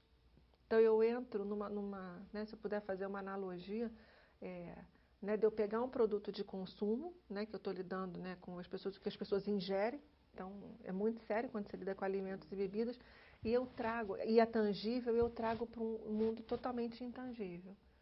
Né, porque é isso, eu boto lá alguma coisa que ninguém vê num tanque. né? E que se eu digo que é líquido, se você abrir a torneira, ele evapora, né? Então, acho que tem aí uma questão muito interessante de como é que a empresa conquistou esse respeito, né? E essa presença no mercado, né? Com todas com as outras empresas, né? Porque a gente, no fundo, fornece para a pessoa jurídica e não em especial para a pessoa física. Né? Conta pra mim, como que foi esse processo de você entender essa coisa intangível, assim, sabe? De você fazer essa ponte, sabe? Do gás com a vida das pessoas, sabe? Como que foi isso quando você entrou na White? Você já conhecia, você já entendia? Não, assim, o processo foi, assim, eu dei uma sorte muito grande, né? Porque o presidente, sabendo que estava vindo uma pessoa de fora para lidar com a área de recursos humanos e comunicação, que é uma área sensível, porque você permeia o ambiente interno, o ambiente externo e lida com a vida das pessoas, eu fiz uma transição de 6 meses com o ocupante anterior do cargo que tinha 30 anos de empresa. Né? Então, assim, eu visitei fábricas com ele, né? Então ele me falava, olha, esse tanque é X, aqui a gente faz a mistura, aqui a gente faz a separação dos gases, eu caio a temperatura X, boto nesse tanque. Depois eu pego o gás, caio mais a temperatura, boto nesse tanque. Né? E vai, engenheiro, né? Tudo bem que eu tenho afinidade com engenharia matemática, mas, né, guardadas as devidas proporções, eu conseguia me meter mais na vida da Coca, né? Ou seja, porque eu consigo ver, né? Tangibilizo todo o processo, né? E da Icatu também, porque era seguro. Então, eu entendo, né? Eu compro seguro, você compra seguro, todo mundo está naquele, né? Agora, da White, né? Falar do processo de fabricação, de inovação, é muito complexo, ainda é complexo, né? Eu entrei para a White em outubro do ano passado, então vou fazer 1 ano de casa. Né? Agora, é complexo entender. E aí você começa a ver o seguinte, quais são os valores, aí você começa a fazer os links, né, assim, e aí é dizer o seguinte, se eu estou em RH e em comunicação, né, que é isso que a gente trabalha, e eu quero que a empresa tenha uma boa imagem dentro e fora, como é que eu faço as pessoas perceberem o quão bom a gente é e o quão bom você pode confiar? Né? Então, você tem aí uma questão de poder, na realidade, chamar atenção, né, para o que a gente faz e tangibilizar isso na vida das pessoas. Então, se a gente quer recrutar, né, se eu estou falando até de recém-formado, talvez a White não seja tão conhecida, ou a Praxair, nesse meio porque as pessoas não convivem com esse produto diariamente, né, ou com essa solução que a gente dá para as empresas. Mas se eu digo o seguinte, olha, a White está presente em bebida, todo alimento que está congelado é o gás que a gente fornece. Toda bebida gaseificada é o gás que a White fornece. Todos os hospitais em cirurgias que eventualmente você passa é o White que fornece. Né? Toda a parte de siderurgia, metalurgia, é o White que fornece o gás para que os processos, na realidade, sejam realizados. Então você começa a ver que a White está presente na vida de todo mundo. Então acho que esse é um desafio que eu acho que a gente tem. Né? Que é por isso tão importante tangibilizar, né? Porque as pessoas não tem essa real dimensão, né? Se eu perguntar onde é que a gente aplica gás, não é de pronto que todo mundo vai saber.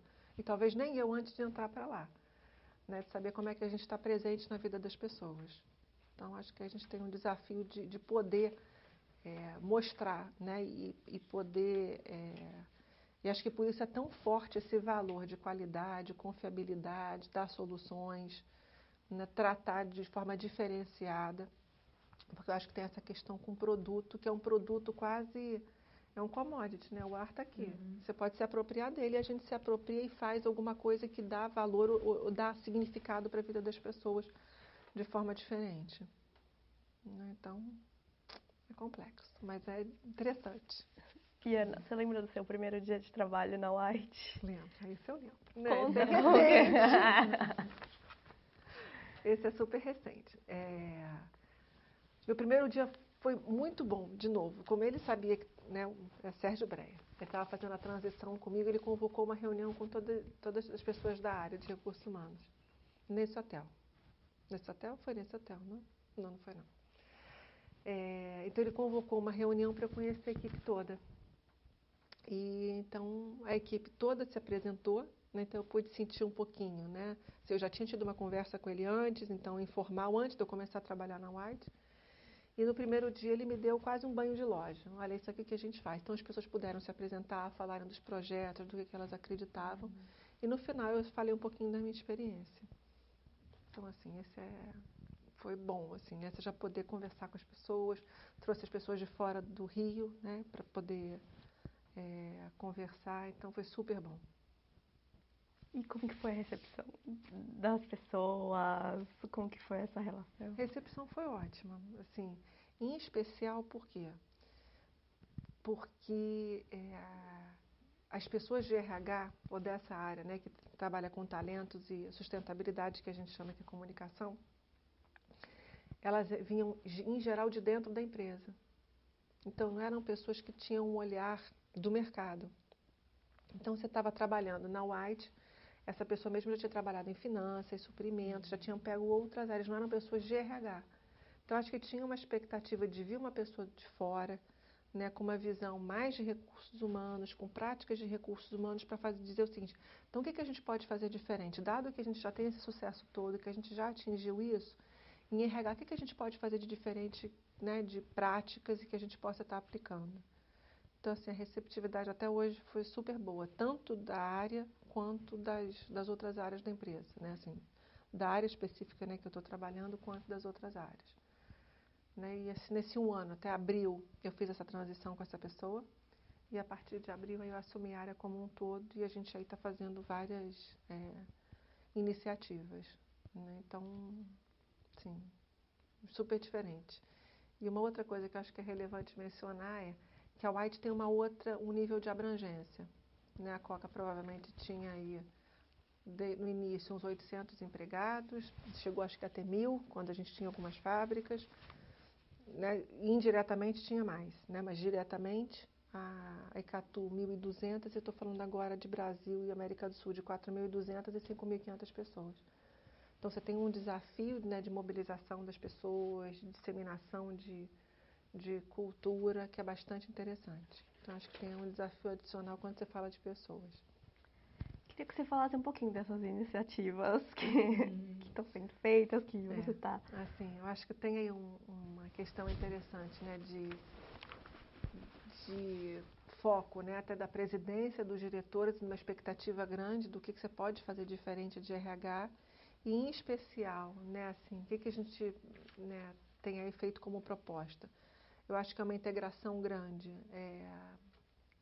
da área de RH com a área de comunicação para saber assim, qual é a proposta de valor que o White tem.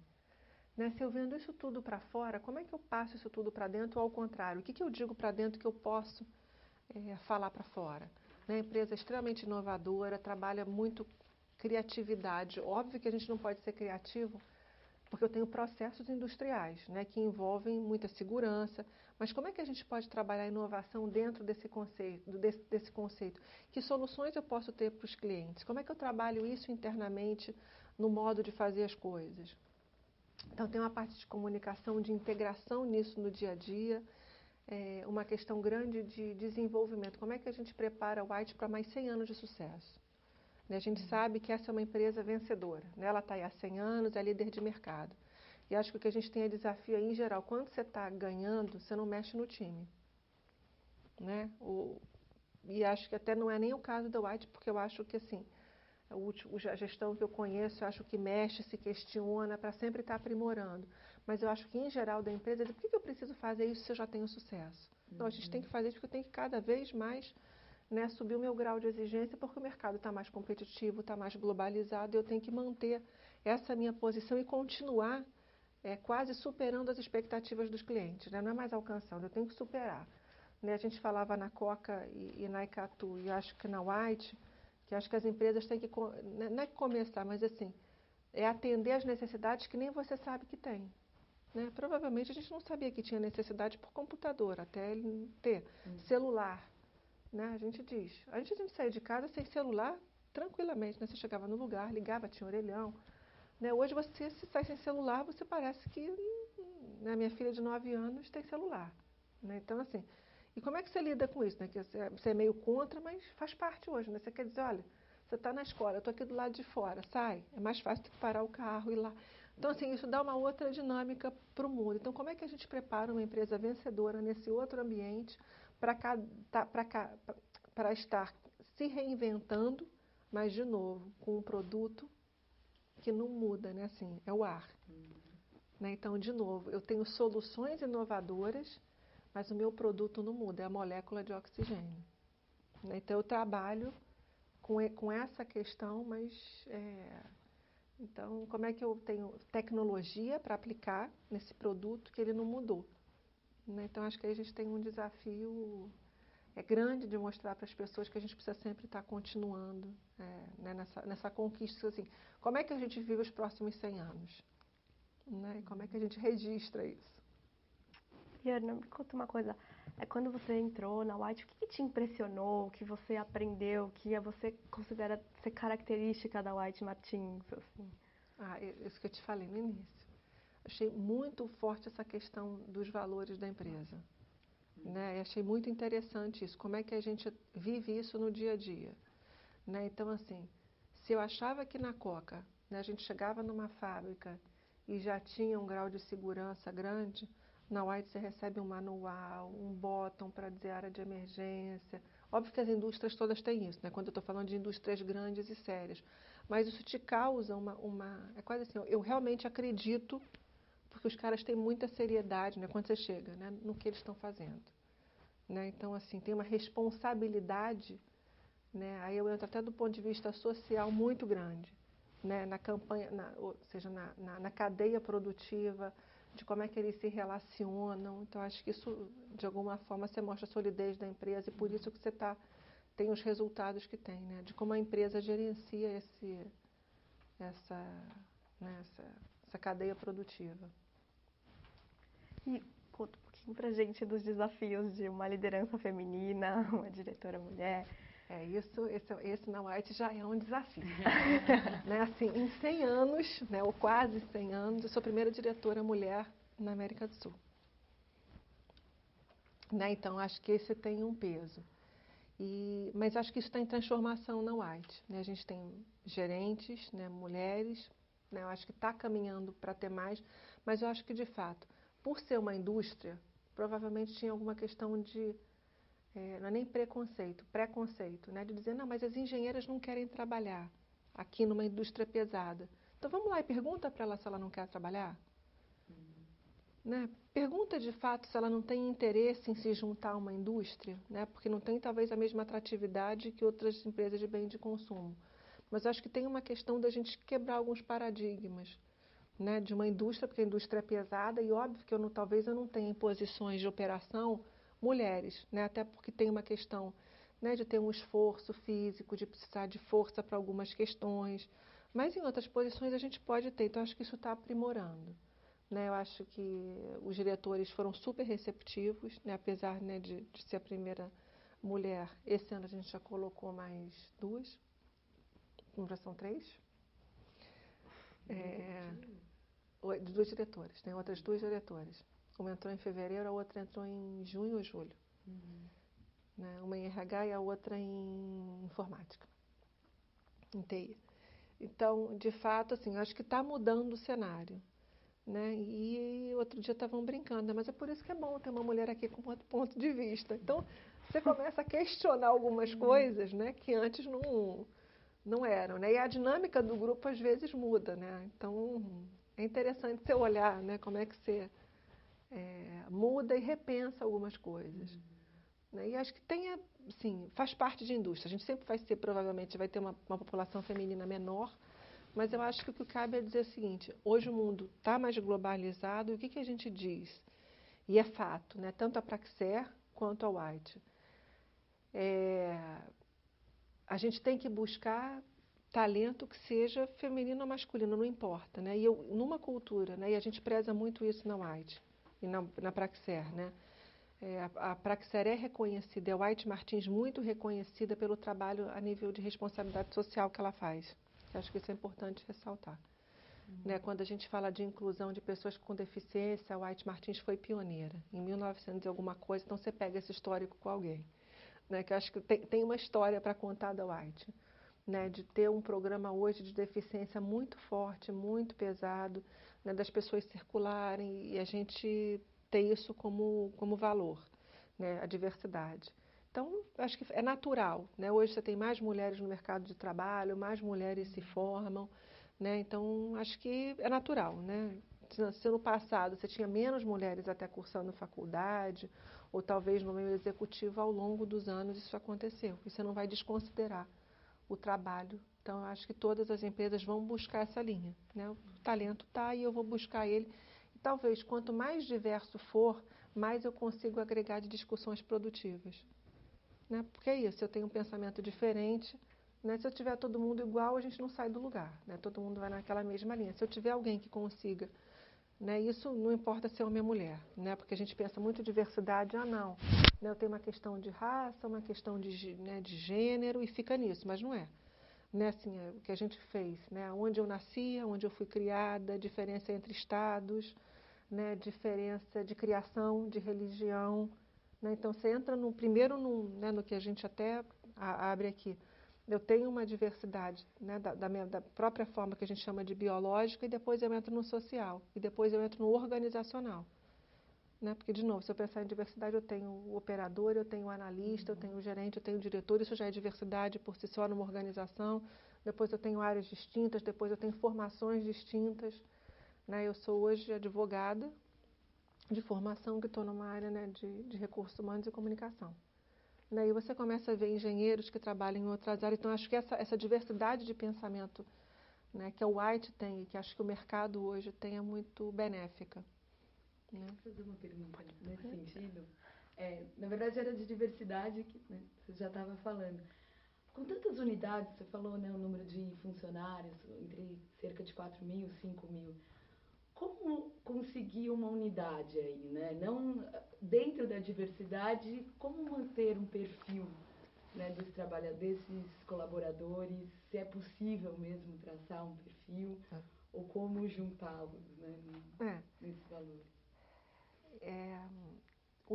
Eu acho que eu acho que o desafio maior que a gente tem é a comunicação. Saber o seguinte, como é que uma mensagem que a gente gostaria de passar para a empresa toda passa. Então, acho que a gente tem um desafio grande nisso. Né? Então, hoje facilita, né? A gente tem meios hoje de comunicação muito mais potentes para fazer isso. Né? Então, eu posso fazer um vídeo, um DVD e passar. A gente faz teleconferências trimestrais. A gente bota a empresa toda na linha. Não dá para fazer ainda videoconferência porque cai. Né? Fica mais difícil, mas vai dar. A gente chega lá. Mas hoje você faz teleconferência. Então, a gente fala trimestralmente com todos os funcionários da empresa. Então, o presidente dá uma mensagem, depois 3 ou 4 diretores dão uma mensagem corporativa que todo mundo escuta e pode fazer pergunta depois. Então, isso eu achei fantástico, né? Que você consegue atingir. É óbvio que você fala, é um momento reduzido, mas é uma oportunidade de você poder dar a mesma mensagem para as pessoas ao mesmo tempo. Né? Então, eu acho que com a tecnologia a gente tem, óbvio, né, quadro de aviso que você tem nas unidades. Né? Dentro do possível, você pede para os gestores darem a mensagem, né, e cascatear isso. Agora, tem instrumentos formais, né, quando você entra na empresa. Você passa por um curso, você tem manuais, você tem cartas, né, de integridade, de ética, de diversidade. Então, a gente passa para todas as pessoas os valores. Né, e quem destoa muito disso acaba não se enquadrando. Né? Acho que não é o caso, porque assim, é muito, né, senso comum. Né? Assim, são empresas, né, sólidas, tradicionais. Então, eu acho que tem aí uma questão que é relevante de perfil, mas você acaba procurando aquilo que você se enquadra. Né? Provavelmente que eu falei do Paulinho Mosca, né? Ele não ia se candidatar, né? Ou gostaria de participar de um processo seletivo na White Martins. Né? Assim, então, de alguma forma, você tem uma seleção natural, né? Do que a gente se propõe, né? E do que a pessoa também quer. Né? Então, de alguma forma, depois você sabe, só se afina, né? A área de comunicação. Né? Te interessa, né, trabalhar, olha, a gente trabalha com a América do Sul, com X países, você vai comunicar, então por mais que você trabalhe, você pode se interessar por vir para uma empresa, né, assim, e trabalhar no meio que, olha, a gente está querendo motivar as pessoas, a gente quer fazer uma proposta de valor, tanto da marca quanto da empresa para as pessoas, o que a gente tem de bom. Então, assim, você começa a contar a história que a gente quer passar para as pessoas, te interessa isso. E dentro dessa história a pessoa decide se junta ao White ou não. Né? Então, acho que tem isso, né? De como é que a gente consegue permear. Agora, é uma empresa diversa, né? Não tem jeito, né? Porque a gente tem todas as, né? Desde o operador, né? Que é um cargo talvez mais simples, mas essencial para a gente, né? Que é a pessoa que faz mesmo o produto e coloca, né, o produto e entrega o produto, até quem de verdade define alguma estratégia, que é o presidente, aí você vai para a Praxair. Né? Então, acho que isso tudo é muito valorizado. Então, o que mais? Ana, deixa eu te perguntar, você estava falando da questão da diversidade, dessa coisa do conceito, você estava questionando o conceito, ou desconstruindo o conceito. Na prática, como que vocês trabalham essa questão, a diversidade? Tem um workshop? Quais são os procedimentos? Como que funciona trabalhar isso? A gente, é quase assim, tem um conceito que é básico, você só consegue entender e gerenciar, vamos falar, mas assim, aquilo que você tem consciência. Então, quando você toma consciência que diversidade é maior, né, do que raça e gênero, você começa a poder ser mais inclusivo, que é isso que a gente quer. Né? Porque eu posso até ter pessoas diversas, mas que se elas não se incluem, eu me sinto fora daquele ambiente. Então, assim, a gente começou um processo esse ano de diversidade formal mesmo, né, de conscientização. O que é diversidade para a gente? O que é diversidade no mundo? Como é que a White pode trabalhar nisso? O que a gente já faz? Que eu acho que é importante o seguinte, provavelmente a gente já vem com diversidade há muito tempo, acho que é 1970, 80, alguma coisa, que a gente trabalha com deficientes. E como é que a gente se sente parte nesse contexto? Né? Então, assim, em um momento, diversidade, né, para uma empresa, sei lá, carioca, né, que está no Rio, pode ser contratar pessoas de outras regiões do Brasil. Né, porque eu tenho uma cultura no Sul, né, uma diferença, uma cultura no Nordeste. Então, assim, o que significa diversidade? Então, era chamar a atenção, assim, a White já é uma empresa diversa. E o que a gente pode fazer para torná-la, continuar com que ela seja diversa, mas mais inclusiva? Eu posso colocar mais mulheres em cargos gerenciados de diretoria? O que isso me traz? E você começar a conversar sobre isso. Então, a gente começou a conversar sobre isso formalmente. Né? Provavelmente eu vou mandar uma matéria para vocês que está saindo agora. Que a gente agora fala numa revista que vai para a casa de todos os empregados disso, de diversidade e inclusão. Então, tem um depoimento meu, tem um depoimento de outros diretores. Então, a gente, via revista, via e-mail, via palestra, a gente fala isso na palestra, né, nessa teleconferência. Então, o que a gente quer é provocar essa reflexão. Né? Porque é isso, né? Se eu ignoro, eu desconheço, né? E se eu desconheço, eu não posso fazer nada. Então, assim, como é que a gente conhece e faz isso, tá num outro papel? E me conta um pouquinho com essa questão das teleconferências, muita gente te conhece, tem contato com você. Como que é conversar com todos esses colaboradores, as pessoas de diferentes setores? Como que isso acontece no seu dia a dia? A gente conhece, né? Eu procuro ir à fábrica, não vou como eu gostaria, né? Até porque tenho menos tempo, mas a intenção é que a gente possa prolongar isso. Mas você sente que tem, assim, porque é quase assim, todo mundo, né? Você cresce, né? Então, eu já fui estagiária, né? Analista não, advogada, né? Advogada, então, você já passei por todos os meios. Mas tem uma questão, né, de você, né? Quando você fala na teleconferência, você vira quase uma entidade. Né? Porque assim, você escuta uma voz, é uma pessoa que... E de verdade, não dá para você falar com todo mundo e se relacionar com todo mundo. Né? Quando você está 1 a 1, é super tranquilo, né? Você vai visitar na fábrica as pessoas, você conversa, né? Mas você sente que tem assim, né? Não é o cotidiano das pessoas. Né? Então, você está acostumado a lidar no teu ambiente. Então, tem aí uma questão que é super legal, né? Das pessoas quererem escutar, de quererem ver. E acho que a gente tem muito para compartilhar. Né? Assim, falta tempo. Né? Acho que o mundo hoje está assim. Né? Então, assim, da gente poder estar mais presente, porque hoje também você tem acesso a muita informação, está muito conectado. Mas tem, assim, eu acho que tem uma questão de, que eu te falei, né? Tem um operador que me liga direto, descobriu o meu ramal e me liga direto. Né? Então, acho que tem também essa liberdade. E acho que também tem uma questão de perfil, quando você é aberto ou não. Né? Então, o que eu falo, eu acho que em RH a gente tem que ser aberto. Né? Quando eu falo de 2 áreas que são críticas para a empresa, que é recursos humanos e comunicação, você tem que estar aberto para isso. Você tem que escutar o que as pessoas estão falando daquilo que a gente passa, né? E até saber o seguinte, como é que eu alinho expectativa.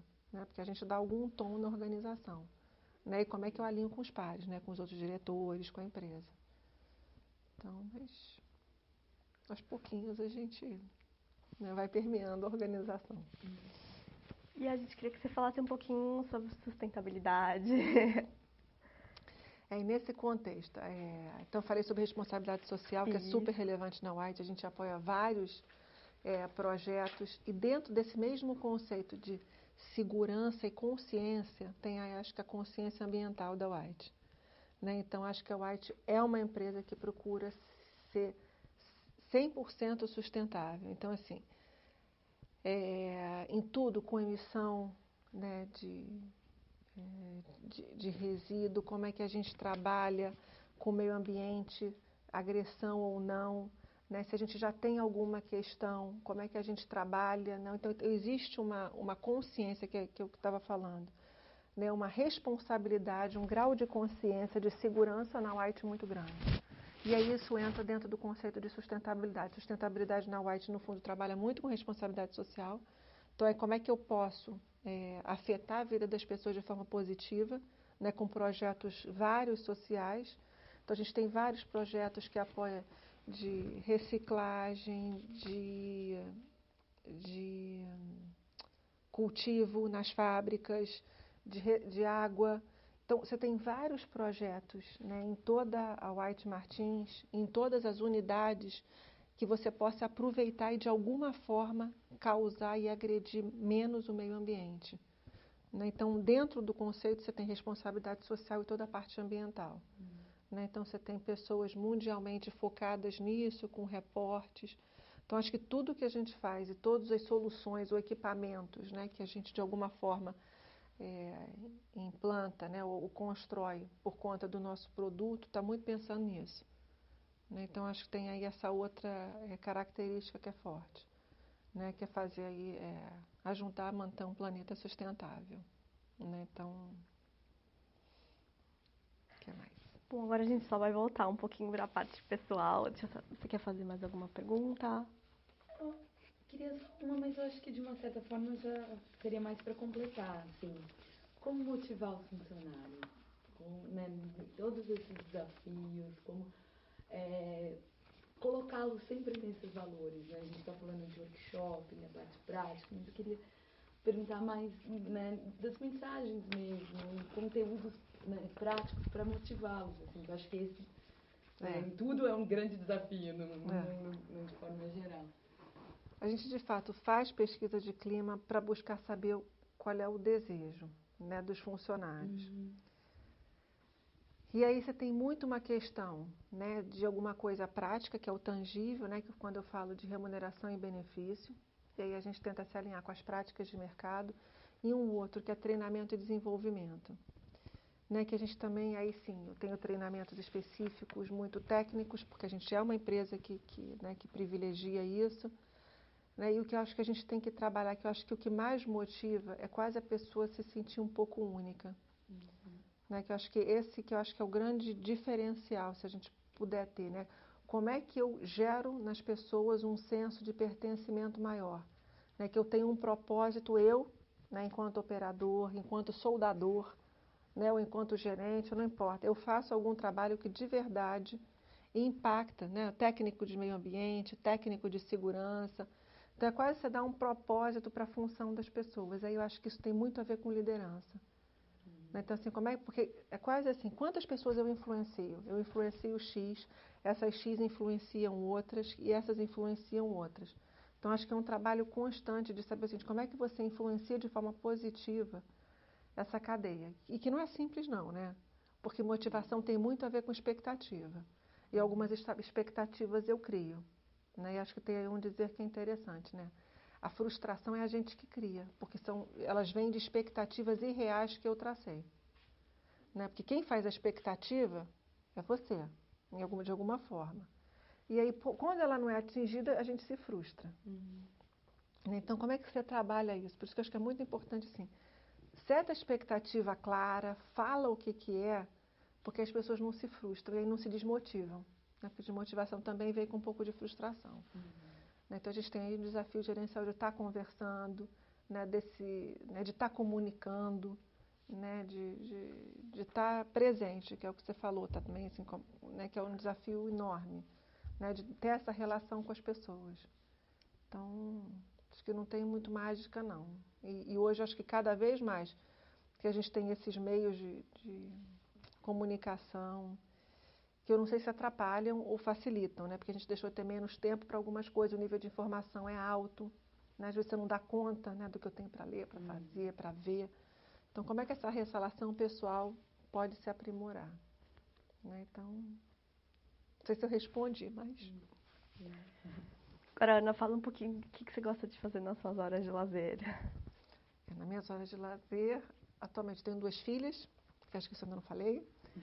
Uma de 13 e uma de 9. Então, assim, eu adoro viajar. Então, assim, quando a gente pode ir em férias, é viajar. Né? E aí, né, esquiar, sair, ir para a praia. E nos fins de semana eu tenho uma casa fora, né, aqui na Serra. Então eu vou todo final de semana descansar, ficar com as crianças, né? Por enquanto elas vão, né? Que daqui a pouco elas não vão querer mais ir, mas por enquanto elas vão. Então, assim, aí ver né? Nem televisão, DVD, né? Durante o fim de semana, descansar e aí viajar. Legal. E fala um pouquinho agora, uma parte mais de avaliação agora. Quais foram as lições que você tirou ao longo dessa sua carreira, dos lugares que você passou e da White Martins, assim?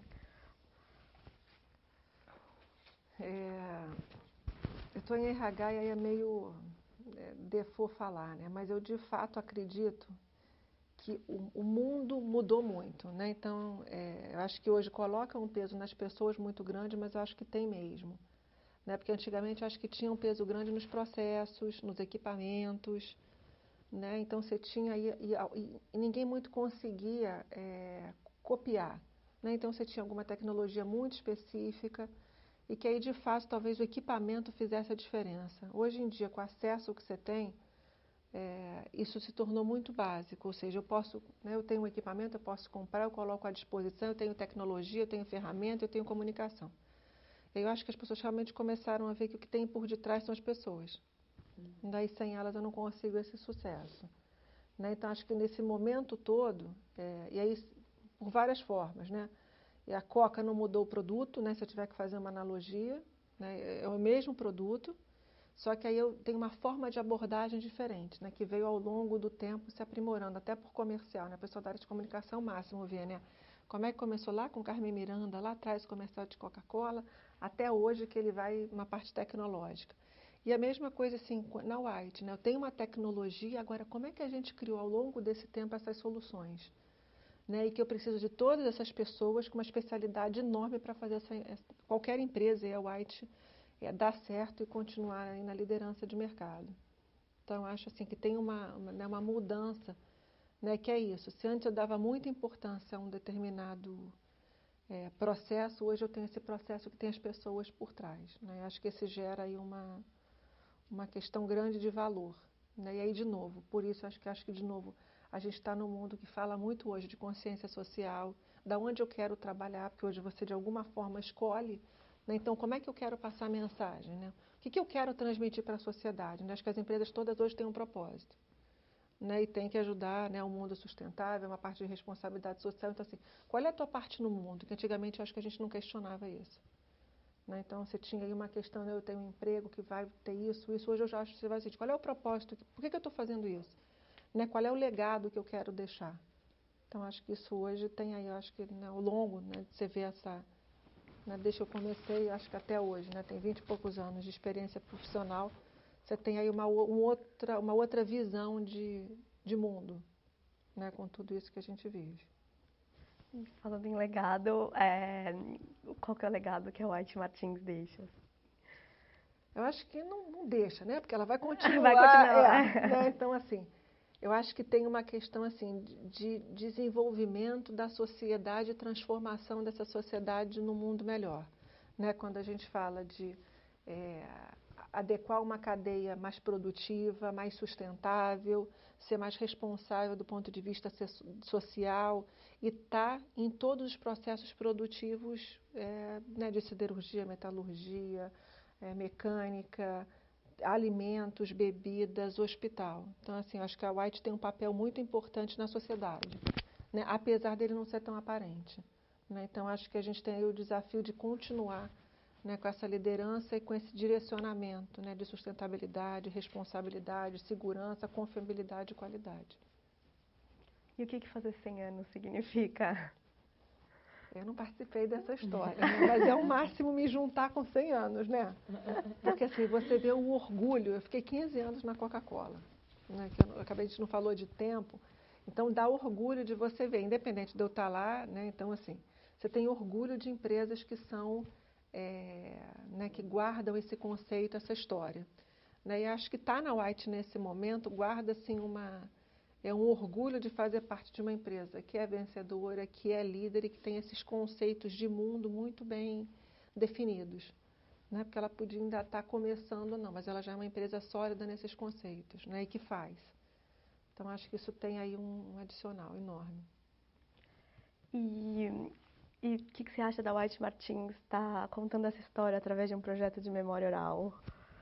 Eu achei o projeto fantástico, né? E diferente, né? Porque a gente está acostumado com memória escrita, né? Com livro mesmo, ou seja, isso aqui tudo vai virar um livro. Óbvio, faz parte, não dá para ser memória, né, oral ainda, a gente não está nesse... Não, mas assim, eu achei que a iniciativa, né, assim, né, e aí é uma questão, assim, a área que está coordenando isso, né, que é a minha área, mas indiretamente você tem aí, né, pessoas responsáveis por estar vendo isso. Acho que é diferente, quebra paradigma, né, você entra num outro conceito, né, de contar uma história, e quando aí você tangibiliza isso, né, porque as palavras acabam se perdendo, depois você tangibiliza isso num livro e coloca dizendo para as pessoas o seguinte, olha tudo que vocês fizeram, né, acho que é fantástico, né, poder contar isso e dizer tudo que, né, tudo que a White fez, né, pela indústria ou pela sociedade nos últimos 100 anos. E tudo que você, indivíduo, fez para a White nesses últimos 100 anos, né, acho fantástico. Assim, então, muito bom. E como que foi para você dar essa entrevista, contar a sua trajetória de vida? Não, foi tranquilo, assim, não tem...